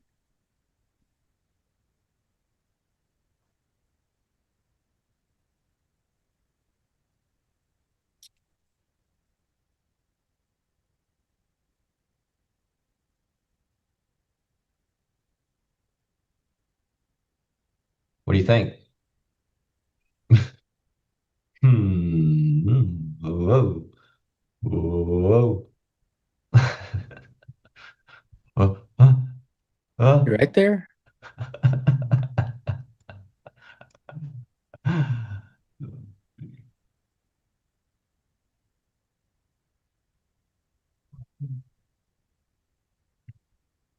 Do I only trade once a day? No, I'm more of a much more active than that. But today has presented very little opportunity. I had a great trade earlier in the stream in the 10-year. I got long around here and exited around here. But in terms of order flow scalping, you know, is Stowe coming on next? I think I saw them in the green room or something. But I've seen Stowe do stuff where he's able to buy and get on board with some of these very, very shallow pullbacks in a strong move. That seems to be something he's good at. That's not something that I do. So a low opportunity day for me. But no, I'm typically much more active. I think I took eight or nine trades last Tuesday stream.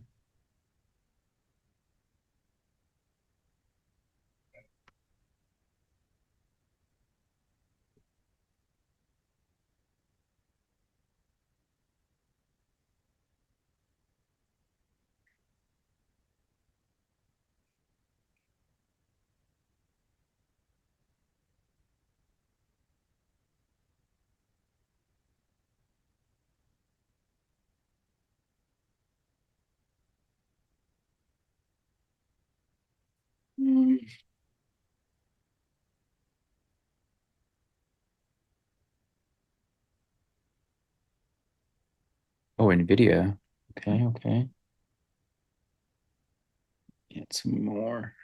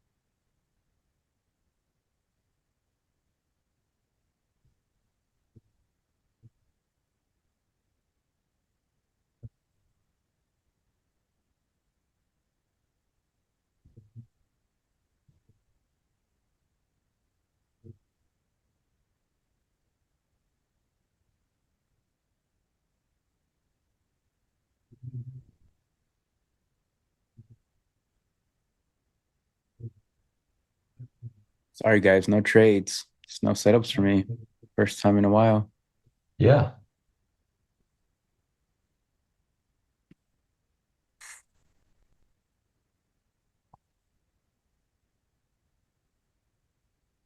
They don't call him Chris Wedgies for nothing.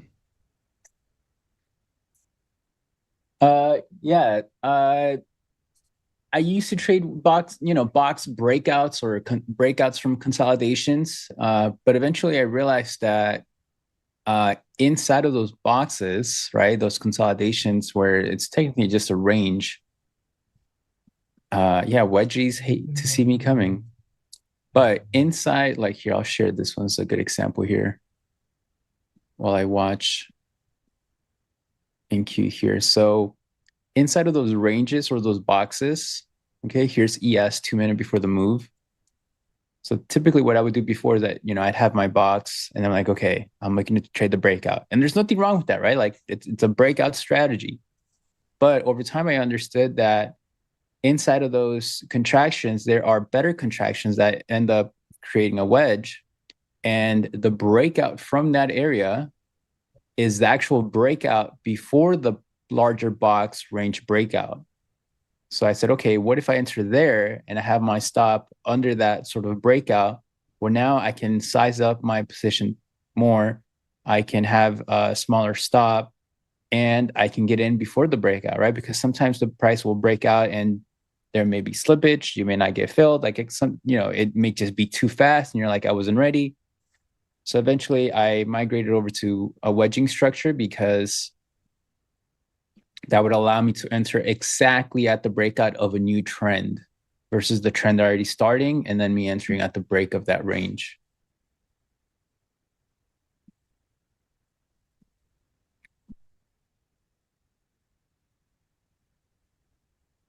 And then I also understood that, the wedging contraction is actually a specific structure that trend forms, that the market structure forms. We're no longer in a higher high, higher low, or lower low, lower high. We're contracting inside a swing high and a swing low and creating lower highs against that and higher lows against that. So being that it's created by market structure, I have more confidence in it because I know that if I'm taking a stop, it's because market structure is now leading to the opposite way, right? It's not me creating some sort of artificial stop. Like it's literally based on market structure.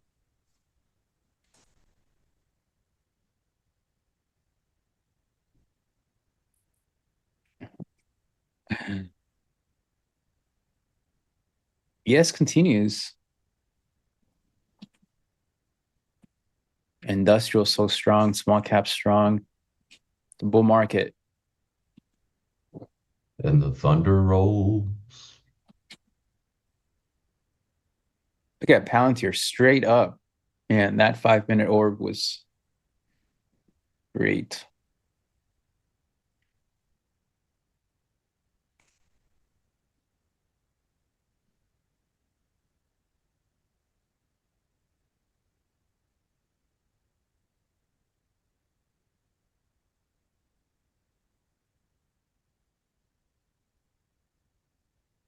Did I add to Teradyne?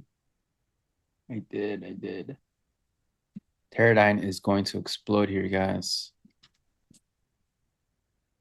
Look at this base on Teradyne. I mean, come on.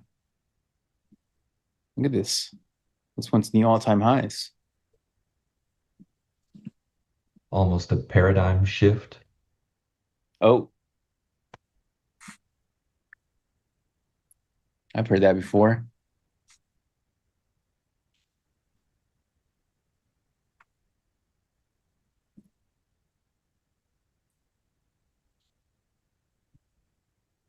I haven't looked at spot in many Spot's not doing anything. It's on a stage 1 base box. I would rather wait for the breakout. All right, so we're starting to wedge up here. I like a long now. No trade for the IB strat.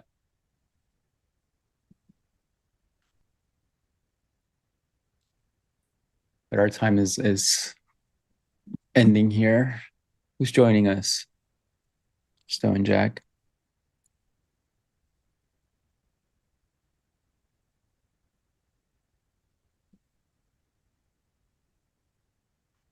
An NQ short can work here, but for me to now focus on shorts, that we need a lot to happen. Probably to lose prior week high, sorry, 28,750s. But a short here can work. We're extended. You can see a pullback.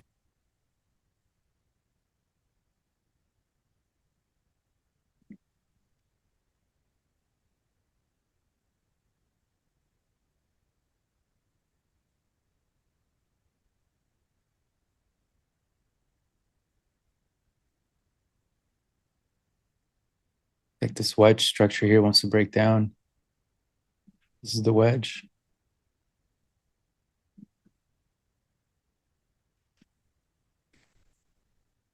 This is the way.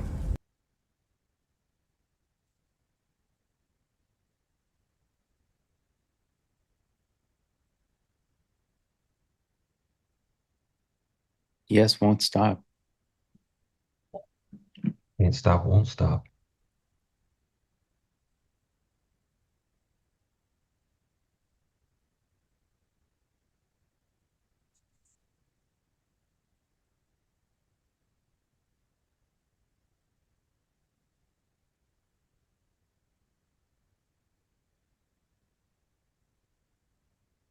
We get down. We get down.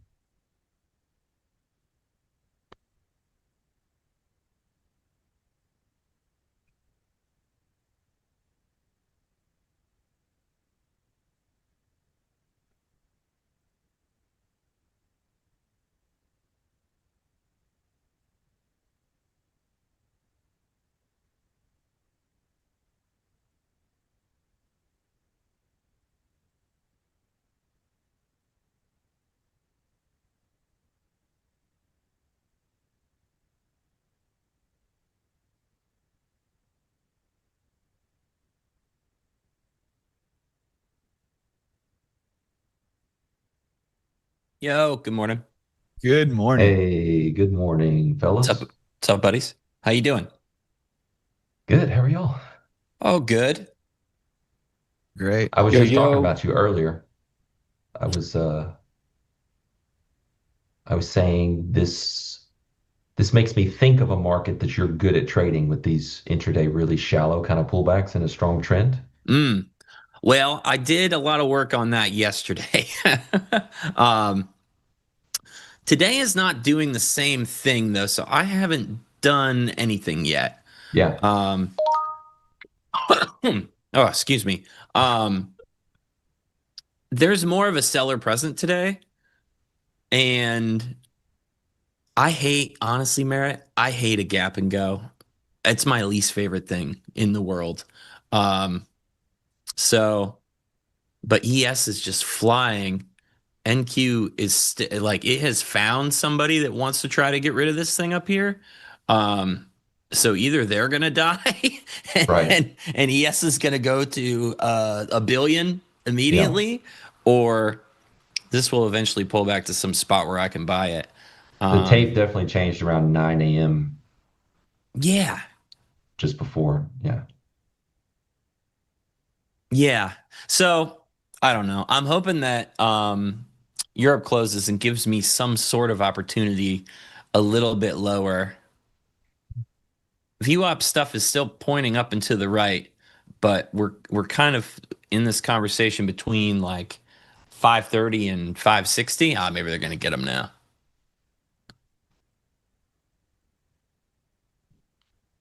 Little puke.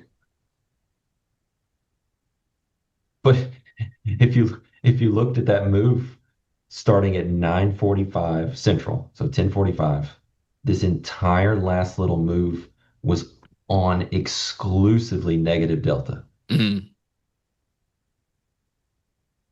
Guess it means a lot of people are wrong, huh? Yeah, exactly.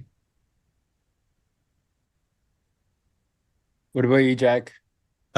So last night I tweeted it out. My scanner in the ES was reading plus 92%, which is really rare to be above the 90%. So I started getting long Asia last night. Didn't hold through the morning, but took some early targets, and then these are my first trades here. I did take a gold trade earlier, got out, and then this Dow trade. I got some limits in the other markets, but I'm sure just like you guys, we're just kind of running away here, away from some of the limits I had. But I do got a couple positions on. Gold is getting a little more of the two-way action here. I think when we get these hard runs, it's like, man, if you didn't get a pullback, you just kind of stare at it, which is fine. But I'm going to be looking and trading other markets as well, as I always do. CL has been incredible to the downside here over the last 2 days. I mean, I think we might be down almost 10% in 2 days. Dude, I was so desperate this morning. I took a continuation play in the 10-year. Oh my goodness. If Nice. that's any indication of Nice. That's good. Yeah, It's good no, to be, I feel good to be that. a bond trader. Being long last night made me, a little more calm this morning, not feeling like I had missed out on anything. But these are where, Jim had asked me a while ago, like, what's your favorite session? And I answered Asia, because when you do have these runs that we're having here today, the entries in the overnight session or early pre-market, because once that bell rings, my style of trading is it's very hard to get that entry once that bell rings, at least in these stronger markets. I mean, if you look at the NASDAQ, we're up 675 points, but the entries with little pullbacks where you could really define your risk under like a swing low, they're all overnight or early in the morning. or you and that's secure why the trade location from a couple days ago. Yeah, or you secure. Yeah, but if you're, that's if you're swing trading. But the action out of these lows, I think on a higher time frame is, I think that low is in. I do think that low is in. I think we're heading back to all-time highs here. That was a pretty big washout. We had our event. We had the Fed, event. We had the capitulation of our boy Leopold, and I think we're going back to all-time highs here. And I'm going to be trading aggressive to the long side for the rest of the week until we get what I will look for when I assume that the trend has actually changed is a daily close below the middle of the day in 3 of the 4 indexes. And until that happens, I'm going to be looking aggressive to the upside. Cool. Got long NQ here. NQ's still got some room, man. So I don't hate it. I just would I'm just not seeing the same pervasive buying with passive selling. I'm starting to see it now. And maybe this active seller getting sent to the shadow realm is going to get us to where we need to go. But I got 780 up there somewhere as a target. Like, that's my last target for the week. So I have to think, and this is purely speculative, right, that the active selling that's going on is exits, it's profit taking. I mean, and that the passive buying that's propping it up is more of the kind of like new inventory, active participation. That's my hunch, but that's not my game. All right, well, you're right. You'd think these turkeys would take some profits. Yeah, my goodness. Well, maybe not though. Higher time frame players control market direction, and when you're coming out of a sweeping low like we had, it's just a little easier to float higher. I mean, just look at that daily structure breakdown after a multi-month consolidation, total washout, and then once it floats back to the upside, it's just very obvious that you'll be looking at this action in 2 weeks going, we got a lot more room to run to the upside for sure here. We're going to go back to all-time highs pretty quick, and I'm pretty confident of that. All right, just partial out of my long here at 1.5 R on this wedge breakout in NQ. But all right, my time is done. All right, ciao. Later, guys. Chris, did you say wedgies hate to see me coming earlier, by the way? Yeah. I think you did. All right, cool. Just checking. They do. All right, you guys enjoy your session. I wasn't hallucinating. Fun times. See you next week. All right, you guys take care. Thanks, dude. Take care. Later. Bye. Good morning, Stowe. Good morning. Good morning, sir. How are you? I'm doing good. Good. That's good. Got a new hairstyle this morning. Good morning, Chad. Oh, do you? Hold on. Let me bring up the screen. What are you doing? I come looking sharp, buddy. I was going for the Elvis look. I saw enough of those rock bands over the weekend, and I was like, I'm just comb my hair over, and I just need a leather jacket and a white T-shirt underneath me. Turnstile's crazy, right? Yeah, no, they are crazy. I'm like, I gotta go see them again, but I gotta get closer to the mosh pit. Not me. Nope. No, nope. Really? I'm a wallflower. Always have been. Dude, I thought you'd be right in there. I'm sure there was a day. No. I'm sure there was a day. Maybe when I was like 12. I probably was in a mosh pit when I was like 12. But no. I enjoy my time from the sidelines. So you just sitting sideline here this morning. Speaking of sitting sideline. Yeah. I didn't really have any spot. I thought that seller would eventually get some traction and give me something.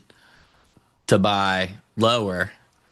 Then we got some squeeze pop stuff over IB high and NQ, but like ES just won't shut up with what it's up to right now. So maybe this Europe close is going to give us a chance. Yep. That's kind of what I'm waiting. I'm theorizing that this period is going to give us some sort of opportunity to be long without having to be like crazy aggro long up here, but maybe not.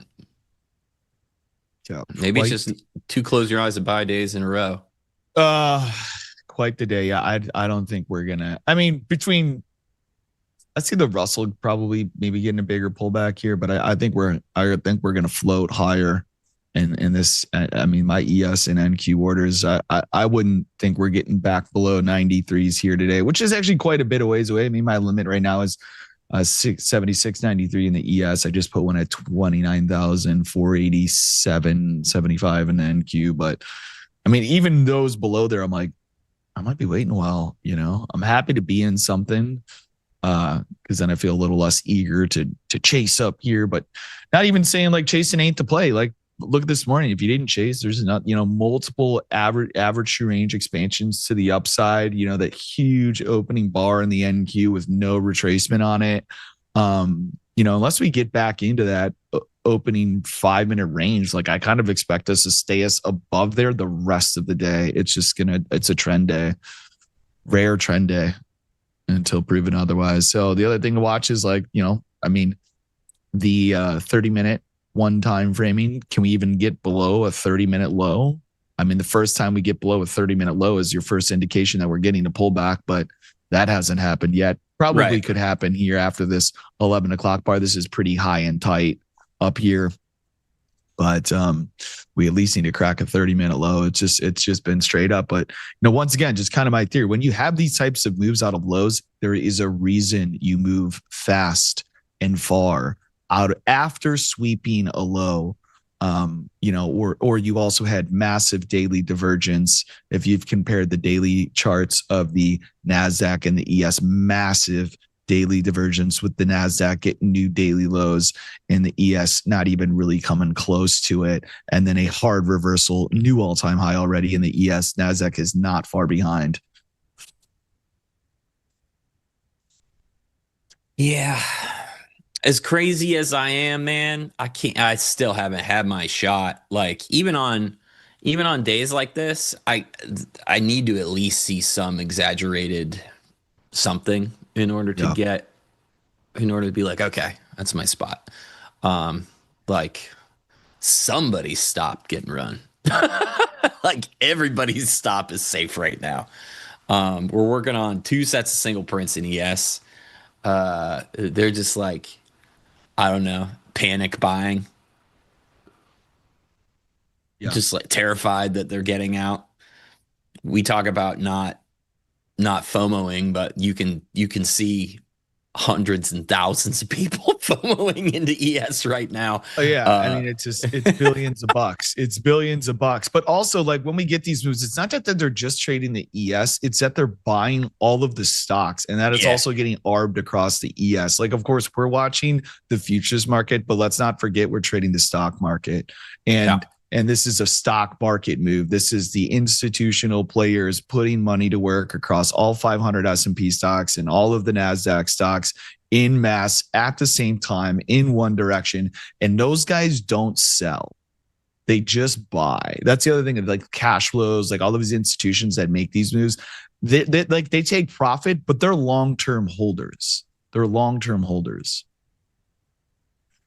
And that's why you don't get, like you get days that are back and forth. And those days, they're really not participating. Maybe a little book adjustment, but it's days like today where they all, for whatever reason, whether it's, the Fed's the same, maybe the war is over, who knows, and Leopold got squeezed out. Like it's the story everybody needed to hear to be like, all right, that's the washout. $40 billion book got liquidated last week. That's a pretty big deal. Leverage is a harsh mistress. Yeah, I just want to know why he was trading with 40 billion and Like, dude, like it's that is just a He tale seems as like old a as smart time. guy. You wouldn't give him 40 bill? But no, it doesn't matter how smart you are. Like that's just like, dude, that's just like the tale as old as time. It's like any new trader. We've all done it. You get in, you over leverage, you bust out. You know, he just happens to do it not with a couple $1,000s, with a couple $1 billion, just because he was given access to that capital for other reasons. But just goes to show, it doesn't matter how smart you are, how much money you have. Some lessons you got to learn the hard way, and he learned that lesson as probably one of the most expensive ways ever learned by somebody that age in history last week. A lot of Disney clips coming my way from production recently. I've noticed we got Moana. What was that? Sleep? No. Beauty and the Beast. Yeah. Axia, what about Japan? I mean, Japan, like what, the yen?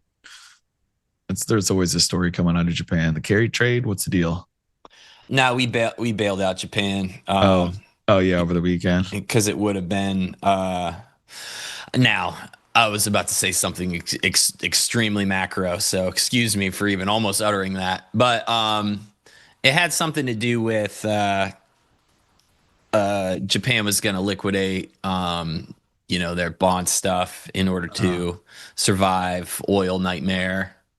Gotcha. Yeah, I don't know how that shit works, but the one thing I do know is if you feel like something's about to break, chances are that maybe somebody's going to step in and make sure that doesn't break. So that's why nothing ever happens. Is we do intervene. Yep. Unlimited checkbook. But yeah. One of the funniest things that I think Trump has ever said was in an interview about why did we intervene in Japan. He was on the airplane and he just goes, well, Japan is one of our greatest allies with the exception of Pearl Harbor. And I was like, this dude says the funniest stuff. He really does. He's like, with the exception of Pearl Harbor, they're now just calls him out for like things that happened like, what is it, 80 years ago now? I haven't forgot.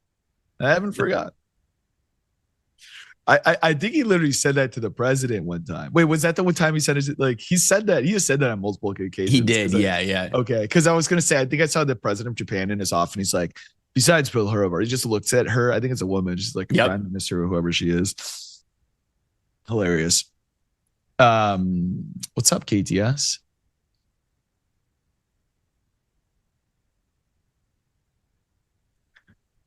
What's up? I don't think so.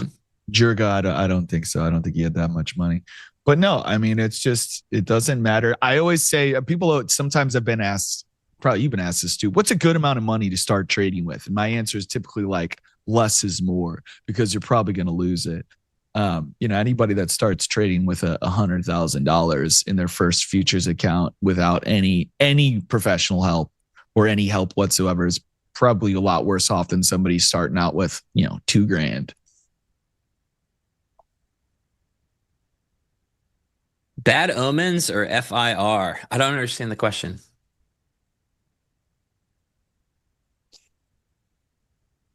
Tale as old as time.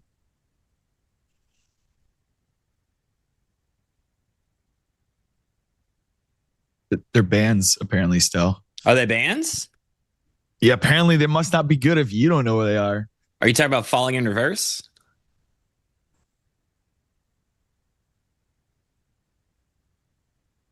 I don't know Bad Omens, the band.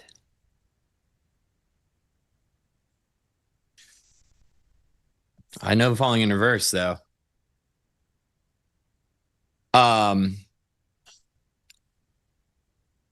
Yeah, I definitely know that band. And I hate them. So question for the audience, because obviously I can only share half my screen, and it just coincidentally came on that the two markets I'm in are actually off the view, and the two markets I'm limiting are in the view. Would you guys rather see trades I'm currently in or trades that I'm trying to get in? Just out of curiosity, because I have this just so you guys can see both. I mean, to see my limits, but sometimes we only have enough screen space to show it all, and I'm trading multiple positions. But I feel like it's more it's a bigger advantage to know what I'm getting in as opposed to what I've already taken. It's kind of like what I've already taken is a little bit hindsight. They want both. They want both, Jack. They want both. They want it all. They want it all. CL bull bar. Interesting. Just got a notification that CL has put in a bull bar reversing onto the low. Huh. All right, Magic Box. You got any juice up here? Doesn't look like All it. right, guys, I need a serious answer. Can't always get both. Can't always get what you want. Okay, cool. I mean, maybe we need a poll. I don't know. I'm getting mixed messages.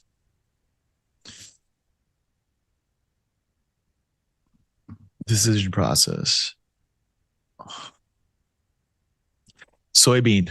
I actually recently built a tool Interesting node up here. that can pull all of my orders and duplicate it onto somebody's foreign account. Actually, but I'm not offering it. I just built it. What's the poll? The poll is, would you rather see positions I'm in or positions I'm looking to take? That's the poll. Do you trade the open? Yes. Every day I stream in my own Discord. I'm not on here. I do not talk as much. I only like talking to Stowe because and otherwise I just have talk to myself. I talk like to some things, but thanks, man. That's nice. Yeah. Otherwise, I really just don't do a lot of talking. I traded last night though, so kind of just depends. Monday mornings, I typically don't trade the open just because I hate starting off my Monday morning. I'm also typically a little more tired on a Monday morning, so I don't like trading tired.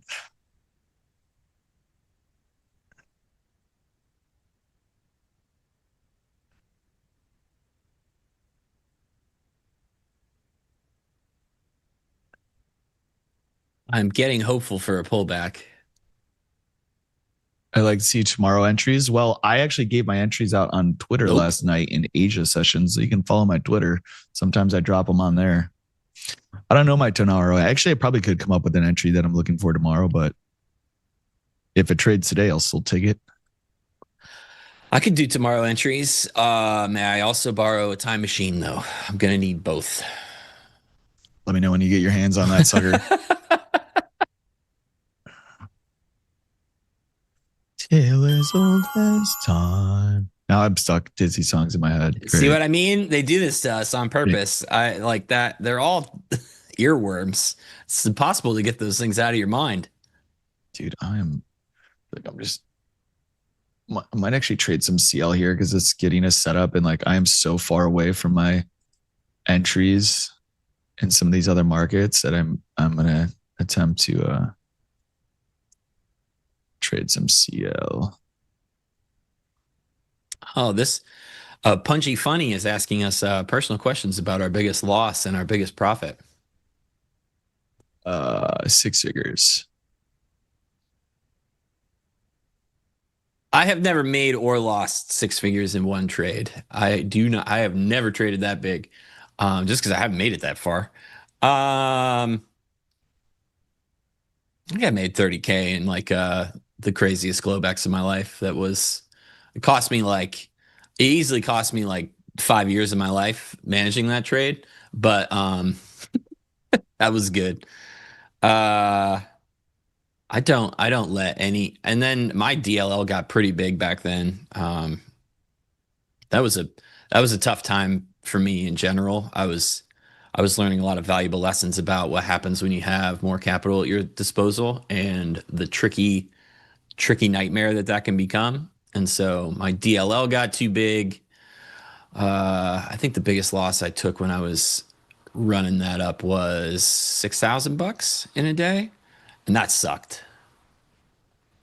That was a L that put a lot of things into perspective for me about the size that I am personally comfortable with operating in.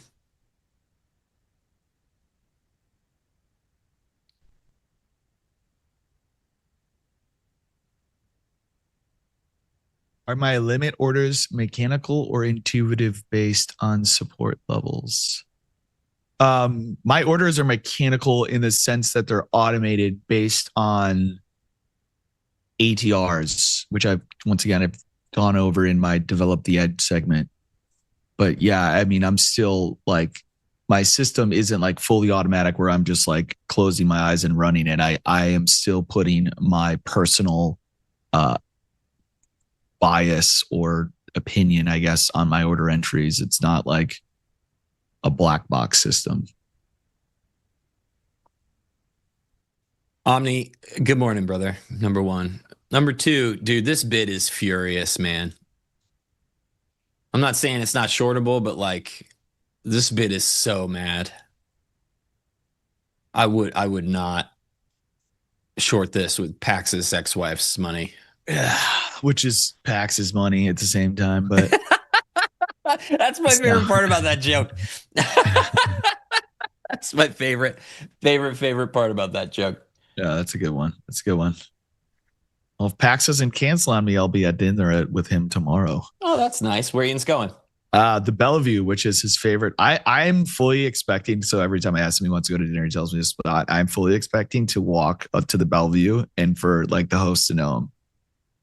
That's the vibe. Because he's always like the Bellevue. I'm like, oh, it's great. Fine. Let's go. I don't like have like a go-to spot that I always go to, but like that's his. It's a great restaurant. Do you think that there is a place that Pax has ever gone that he leaves and they don't then know Pax? Because there's I don't. Probably somebody always in there that knows him. You know, restaurant staff does turn over pretty high. So, and there's a lot of restaurants in Chicago, but I'm sure if you go all the classic joints, somebody knows him. Or he knows somebody like the classics. So like it's in the Gold Coast. It's also referred to the Viagra Triangle. It's like all these old classic restaurants in Chicago. I know what that Pax showed me what that was. Yeah. I was like, boy, that's a weird name for something. I think it's a great name. It's just where you see like older gentlemen on dates with younger women who you look at it and you go, I have a feeling they're not into your personality, but I don't know why they're there. It could be for some ulterior motives, but Gold Digger Alley. Maybe they're getting there's some benefit other than this must be an interesting conversation between this pair. So, and it's also just a triangle. So that's where he gets his name from.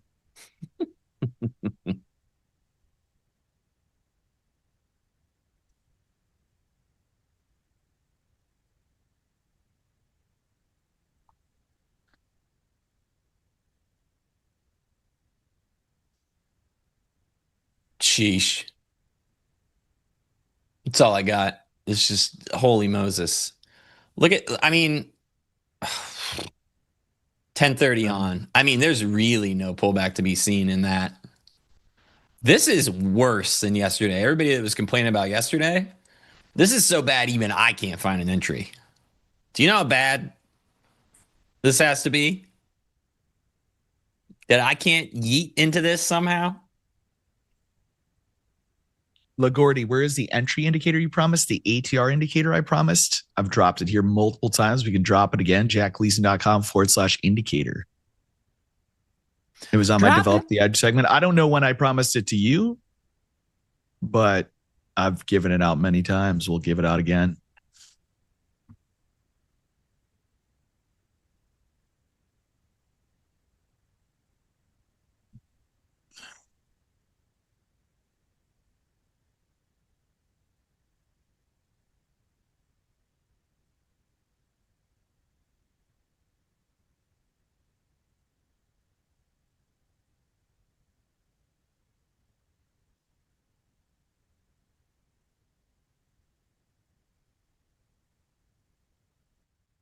It's not a short squeeze.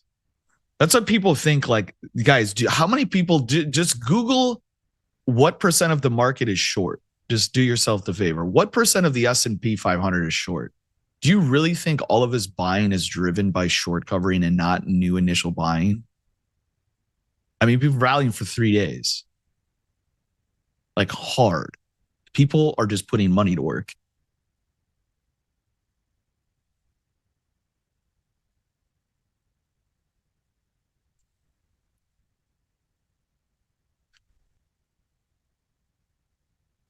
The other thing is just like not a large percent of the market is ever even short. Like short squeezes happen in stocks that are like short, like 40% of the float, 30% of the float. The days to cover that float is, 3-4 days. Like it literally because the amount of shares short exceeds the average volume. So days to cover. So this is like, and when you see this, it's just like, and when you label things like, oh, this is short cover, I don't even think about that, to be completely honest. But I know this isn't short covering, but I'm not thinking like it doesn't affect the way I trade, regardless of like, do I think this is short covering or is this long initial buyers? Like, I mean, because it's just an opinion at the end of the day. I could give my opinion. It doesn't mean that my opinion matters. The only thing that matters is the positions you're taking and the amount of, money you're making or risking. That's all that's irrelevant.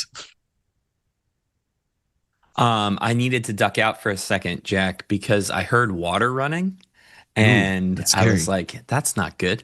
And my Rusty turned on the faucet.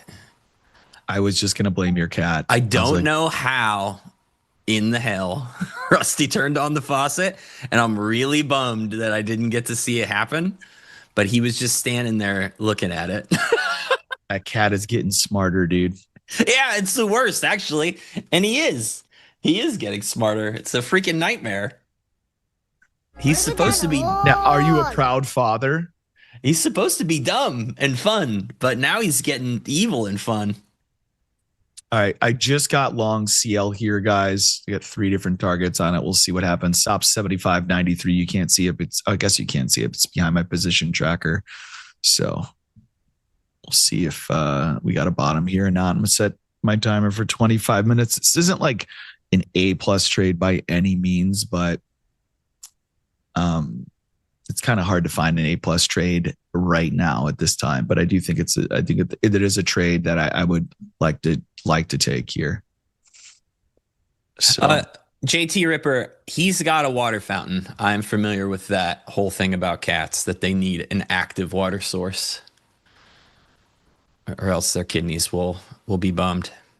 Punchy, you're limited to personal questions, not technical ones. You get personal questions only. You can't ask both. Why buy CL? So I'll tell you why I bought CL. First of all, this market's down 4%. This indicator I have here, trend bar. So if we, kind of like I don't know what pattern you want to call this, like a wedge break back to the upside. And then that first candle down was immediately bid. I literally just look for this indicator that says trend bar at the bottom. You don't want to catch a falling knife, right? And I wouldn't want to catch a falling knife here. As soon as I see a trend bar to that upside, and then we break down, we're 5 bars from that high. 1, 2, 3, 4. This is the 5th bar down. I always talk about my 5-bar theory, which I think is like the extended time any move can really have for the most part. Like we usually don't. If you rally for more than 5 bars in either direction or sell off, it's typically going further. But in this case, just a 5-bar move down back into the area we broke out of after getting, this is a long signal for me that I've coded in. That's part of my scanner that I've been talking about for the last few weeks. And then I just set my first target and second target, and what happens. I don't think about it too much. Okay. Lagrody, I actually, you can go to my Twitter, Lagrody, and it's on there. It's on there. Or jackgleason.com/indicator is where you will find that what you're referring to. It is my ATR indicator, I believe, is what you're talking about. Because I don't know if haven't promised anything else but that. Chat's really keeping track of promises these days. Yeah, I'm like, if I get asked this again, I might ignore it.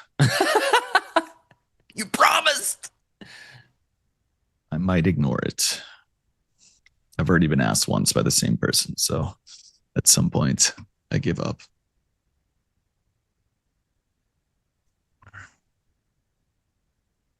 How far do I think the NASDAQ will go today? The next target I have above is 29,754. And I really don't feel like it's going much further above that. I would not initiate any longs above that. In fact, I would actually start looking short if we hit 29,754. I would not immediately short that high, but if we held the high for 25 minutes and started showing structure that looked a little toppy, I would look for a short after the NASDAQ hit 29,750.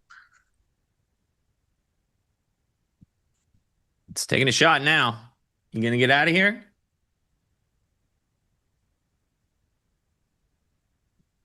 Oh my gosh. Pullback for ants. Still as old as time. I got 780. But European session closed right here. So 11:30, the Euros have left. They're going to go watch soccer. Off for a pint, as they say.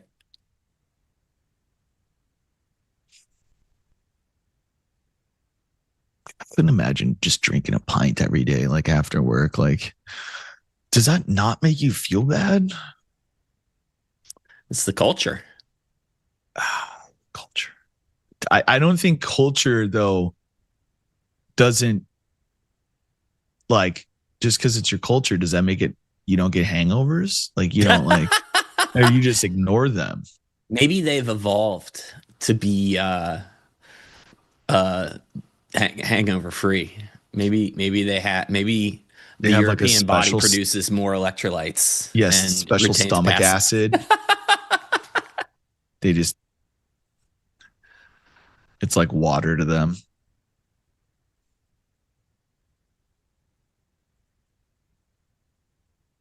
I can, if I drink a pint of beer, I absolutely can feel the difference in I'm not hungover, but I can feel the difference in my physical body for sure. I haven't had a beer in 9,000 years, and I can't tell you how much I don't miss feeling like garbage. It has been a great gift to my life to give that up. Also figured out how to make healthy Almond Joy themed ice cream last night, and let me tell you, bomb. There you go. It was so cool. Probably a lot better than a pint, a pint, a point, whatever they want to call it. Less calories, more protein. That's for sure. How do you feel about those almond farms taking up all the water? How do I feel about what? The almond farms taking up all the water. Taking up all the water, dude. That's a really good there's a really good show with Billy Bob Thornton in it called Goliath on Amazon, and that was one of the seasons was based on all those water rights and all the crime that goes with that. You gonna pull back now? You feeling good? I challenge you to measure your sleep with a WAP or Whoop, whatever you want to call it, or an Oura ring, and tell me that one pint of beer does not affect your body. It does. You just don't know it. Yeah, it does. If you've never measured your sleep, you have no idea what it's doing to you. You just assume that you're fine. But I can tell you, as somebody who's statistically looked at it and experimented with it, it does affect you. But to each their own. There's a lot of sugar going on for sure in the night when you're processing all that stuff. Yeah, it definitely affects your sleep. Yeah. My sleep is trash anyways. I got no stones to throw from that house. But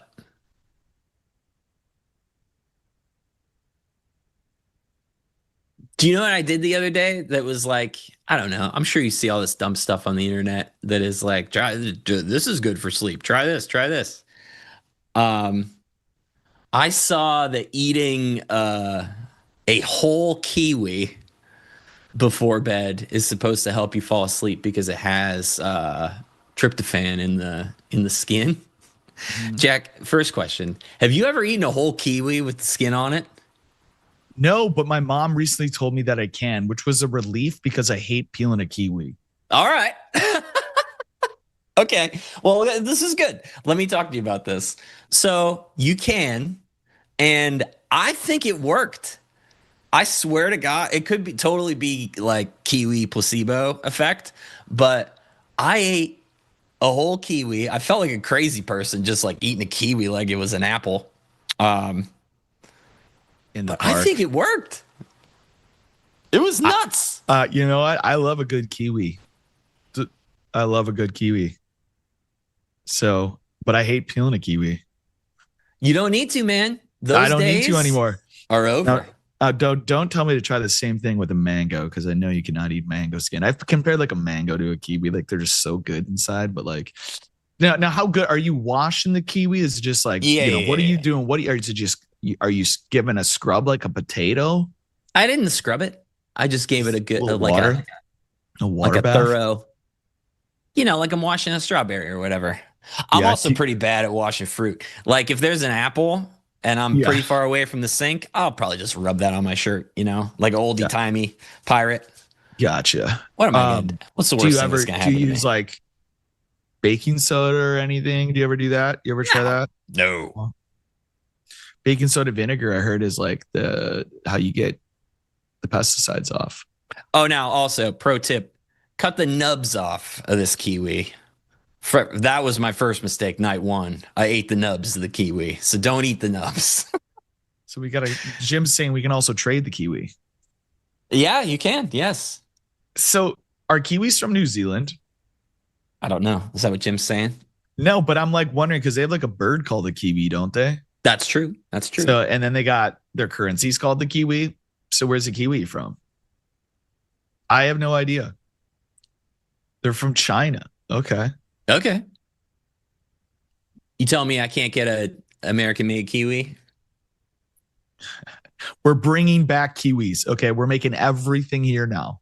If they start tariffing my kiwis now that they've started to help me fall asleep, I'm going to be so pissed. if they were to grow kiwis in America, what state do you think would be best to grow them in? I'm just going to go with like Hawaii just because I feel like that's where kiwis are from because they're kind of magical. Is a kiwi a tropical fruit?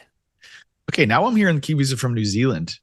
It seems like we have some debate amongst the crowd. Where are the kiwis from? Texas. Candle says you can grow a kiwi in Texas. I'll ask Nick if he can throw all fruit came from China. Whoa. This is new information to me. Hey-o. What's up? What's going on is right. I just hit a target in gold here. Been in that trade freaking forever. Break my heart sweetly. Yep. You guys figure it out in the chat. You let me know when you've come to a conclusion. A lot of you guys, this is what a debate's for. It sounds like they're better from New Zealand, but they're from China. But who's keeping track? Man, no missed auctions on the way up there. We are just freaking cruising. I'm gonna go back to the NQ. We're gonna get up to that 550 level. What did I say? 750. 750. I tend to concur. We'll see what happens here at these 80s. A little passive sell there, but passive bid at 65. We got some positive Iran news. Apparently going to hit them over the weekend. We're shooting at Iran again? The Chinese gooseberry. I've seen gooseberries at the grocery store. They don't look like kiwis to me, but gooseberry.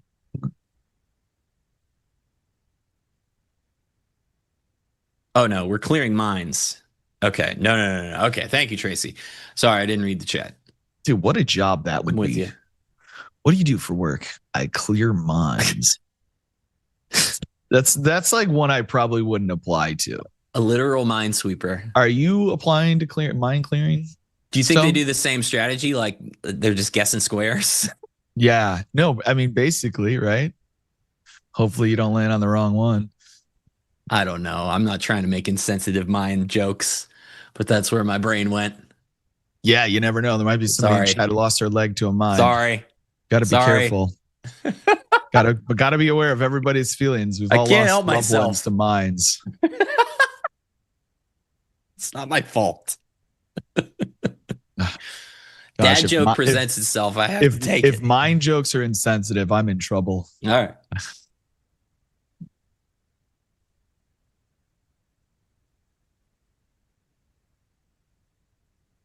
All right. Well, that excitable wiggle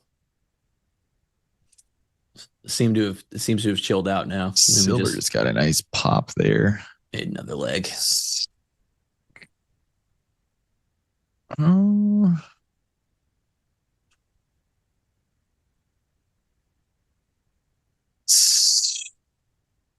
Yeah, that's my one and done attempt there in CL. I know it. Probably try another short actually next. Back at that high retest. This MF says I sound like Eric Cartman when I was singing. Number one, when was I singing? And number two, you can't just say not trying to be rude and follow it with a clearly rude statement and have it not be rude. You don't get to cancel out future rudeness in a sentence with a preface. That's not how society works. All right, Cartman, whatever, Cartman. I'll be Kenny. Put my hood up. How does Kenny talk?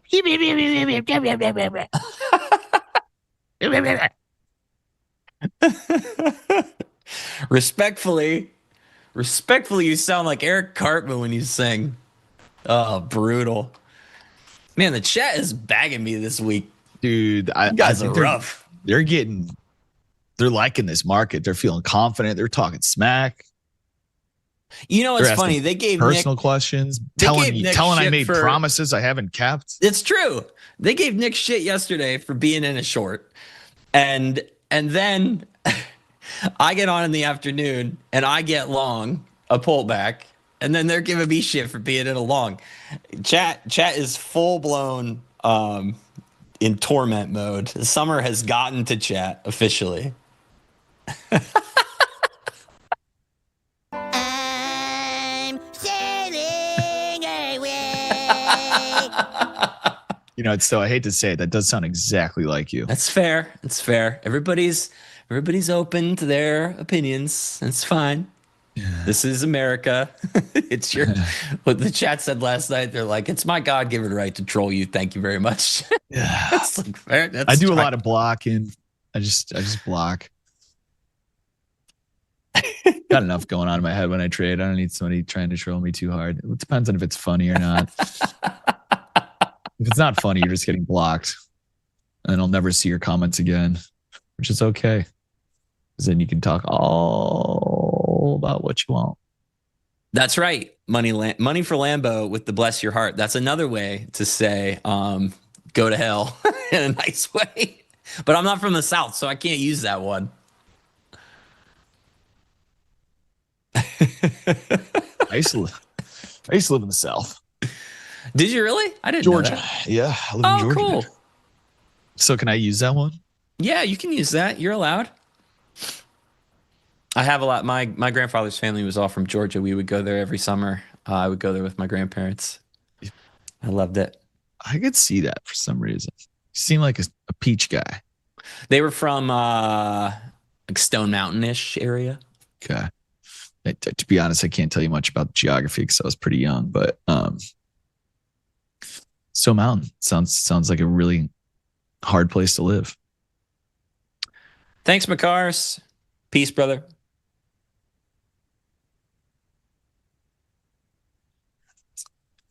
Yeah, Stowe owes reparations for being from there. No. Listen, the chat is on here. No, good grief. I am not part of this. This is not, I am not my grandfather's sins. Quartz, okay, let's change the subject. Stone Mountain is a quartz monzonite dome mandadoc. I don't even know what that means. Those are huge words. Cool. No, it's awesome. It's awesome. It's just like a giant mountain thing. You can climb it. Cool. It does have some sorted past. Was there a battle for there? Sure. Was there a battle there? Probably. I mean, it was Georgia. But yeah, it has carvings in it of Confederate icons. So Hassan is not trolling me. But yeah, it's great. It's crazy. I think I might have been there when I was a kid. Back in grade school, they used to teach us about the War of Northern Aggression. I think they've changed the literature on that, but this is a long time ago. Yeah.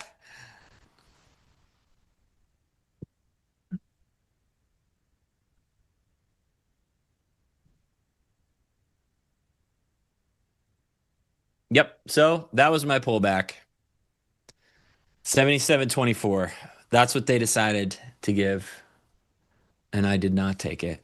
Elaine Trades, great question to bring it back to what we're all here for, learn about trading. The question is, Jack, how do you handle losing streaks? Do you reduce your size, frequency, or both, or just keep normal until probability stays in your favor? I will reduce my size and the amount of setups I have. So I will reduce my size and my frequency. Specifically, like I can have multiple orders on my screen in the indexes, but they can't kind of be the same setup. Like if you look at my, I was going to say, why does my NQ look just like my NQ? Because I'm literally showing two NQ charts. Where do I have an order? I thought I had an order. Do I have an order in the YM? I forgot. Okay. So like the YM, the YM here is my old YM position. It's totally different than my NASDAQ. Actually, this stop should be break even. But if I were in like a losing streak, and I consider a losing streak, 3 or more losses in a row, like anything up to 3 is acceptable. 3 is where I'm like, okay, like that is out of the norm. 3 in a row. So after 2, I'm kind of got like 1 more. But if I have the same trade, like let's say I have a limit in the NASDAQ, I have a limit in the ES, I have a limit in the Russell, and they kind of all get filled at once, that puts me in a situation where like it kind of was the same trade idea. And so you really only had 1 bullet. So if I'm ever in a losing streak, I'll still trade like gold or oil, the NASDAQ and the ES, but I'll gravitate towards what I think is the best market. And that's where I go to my scanner. Typically like when I end the day, so like if you look on my Twitter yesterday, when I ended the day, the ES had the strongest trend to the upside. So if I'm looking at my scanner here today during the RTH session, I mean, we got MES, MNQ. Those are going to be your strongest markets to the upside. I will actually I'll have 1 trade idea going into the next day where I'm willing to actually have double my risk. So if my risk is $500 per trade, which is typically what I have it at, unless I go 4R, if I go 4R, I will double my risk to, 1K. But I sometimes, if I'm feeling confident, my trading's been running good and the market's hot, I will start off with like 1 trade idea with a 2R risk. And I will get that idea from my scanner because I need, number one, my opinion to that be in line and in direction with what my math calculations are saying, which I all pull from this. So there's a couple of factors that I'm considering, but if I do go in and like take that 2R trade right off the bat, I really only got 1 trade left before I'm pushing my 3R loss limit, where I'm like, okay, like this is not, this is where I got to start tiptoeing around. It makes sense. MZ says, Stowe, would you go in short at any point today or only longs for you? What's your next level? I only have a level in NQ. There ain't a level to be found on ES above this. I guess I could make up more range extensions, but they're just not something that I would get into. I'm just looking for 780 in NQ to complete the monthly balance area traverse. No, I'm not going to short this, to be honest with you. After I'm done streaming with my friend Jack, I'm going to go to the gym and then I'm going to watch several baseball podcasts and make sure that I have completely up-to-dated myself with all of the trade deadline moves yesterday. And I'm going to begin to plot the different paths that the Pirates have to the playoffs. And yeah, so that's my plan.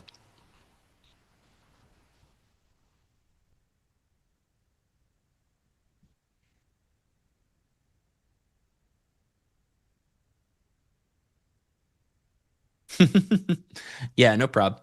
Yeah, there's nothing for me to short up here. I mean, this is nightmare bid, which I like, but Unfortunately, I bought it last night. Guys, And- great rule of thumb. Anytime you see these markets, do not short until at minimum you see a high that lasts for 25 minutes.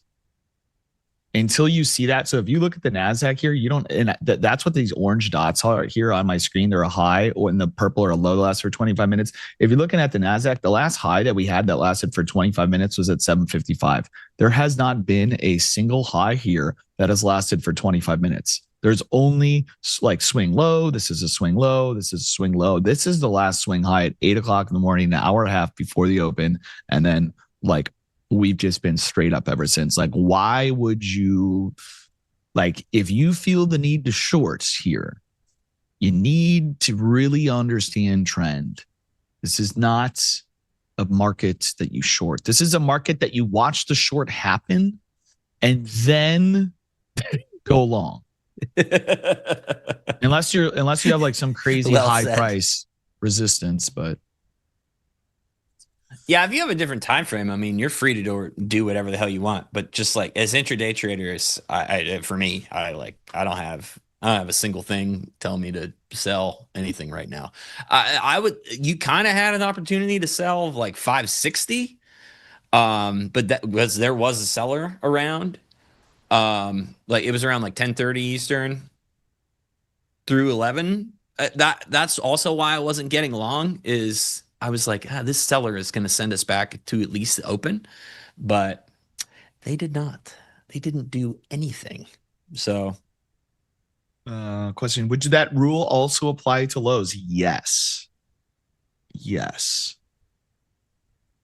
If you feel like it's a hard trend in one direction, like just it's really just it'll just keep you from bottom picking and top picking. Like, you know, like any rule set that you make in your trading is going to basically make you miss trades. But the idea is that the trades it makes you miss over time are negative in your they're not in your favor.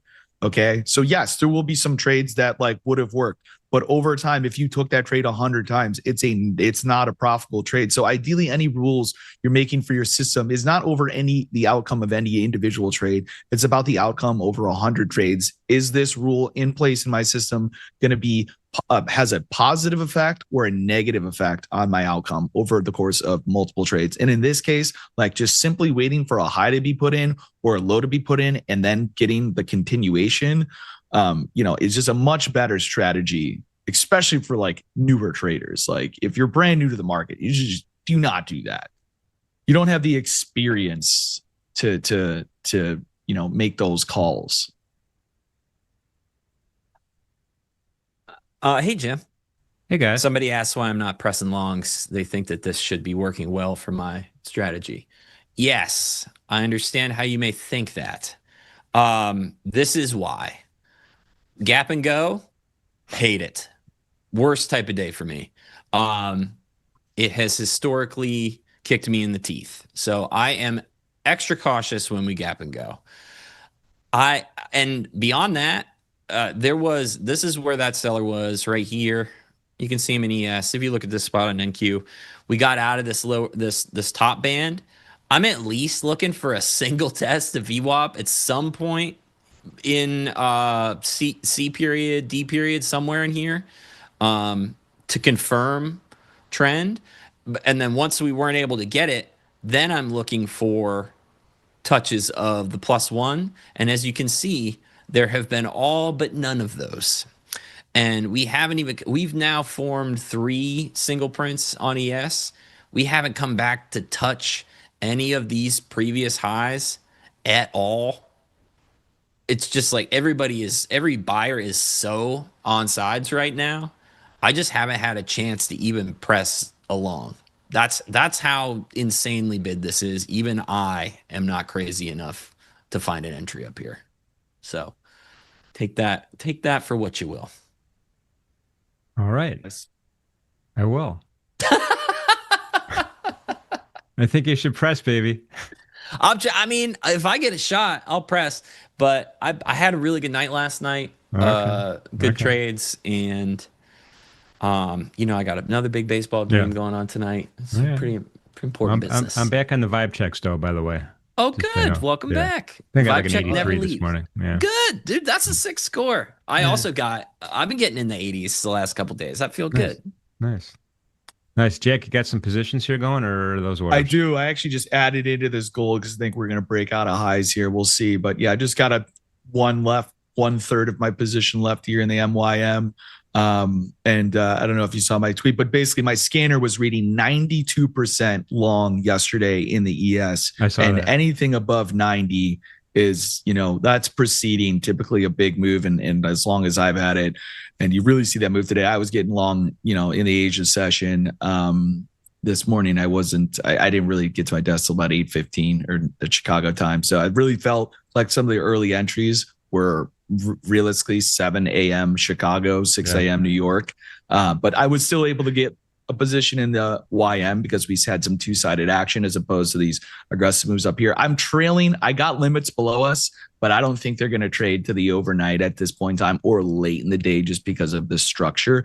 But I am not afraid to miss this move. And I've been in parts of it, and I will be buying this pullback here when it comes. And I got limits below ready to go. And I'm just kind of waiting on it, hoping that it comes in the afternoon. But otherwise, I do think we're going to get to that top side NQ level I mentioned before seeing any major resistance. That's 29,750. Nice. All right. Appreciate that for sure. We covered a lot of ground today. By the way, this afternoon, we are going to have Nick, Joey, and Selma trading the close. Don't miss that. And also for a special event in our Discord channel, 4 p.m. after the bell rings, it's going to be me and Andre from Edgeful. We're going to take some questions, and there's going to be a giveaway, I think. I think Andre's giving away some stuff as well. So hopefully we'll see you in the Discord channel at 4 p.m. East Coast time. Mission Control, pop in a link there if you haven't already found it. All right, you guys. Well, I appreciate that. By the way, Stone Mountain it's shocking when you see it. Yes. Yeah, it's cool. It's the world's largest single relief carving, and it's in a giant piece of granite in the world. It's nuts. Awesome. You got Jefferson Davis, Robert E. Lee, and Stonewall Jackson memorialized forever in that piece of granite. Cool. Yeah. And they had this really nice amphitheater, Stowe. I don't know if you've ever been to it. Chaston Park Amphitheater, right near it. It's not there anymore. Remember back in the day, I saw Mark Cohn open for Jackson Brown at that place. It was awesome. Yeah. That's awesome. Whoa, Yeah. what a sick gig that would have been to go to. No, I was just a little kid when I was going to Georgia all the time. Yeah. Right. But no, I never. Wow. Jackson Brown. That'd be so cool. All right. Well, appreciate you guys this morning. Did a great job as usual. Thank you for being part of the NinjaTrader Live Network. Let's give these two a round of applause for a job well done. Woo!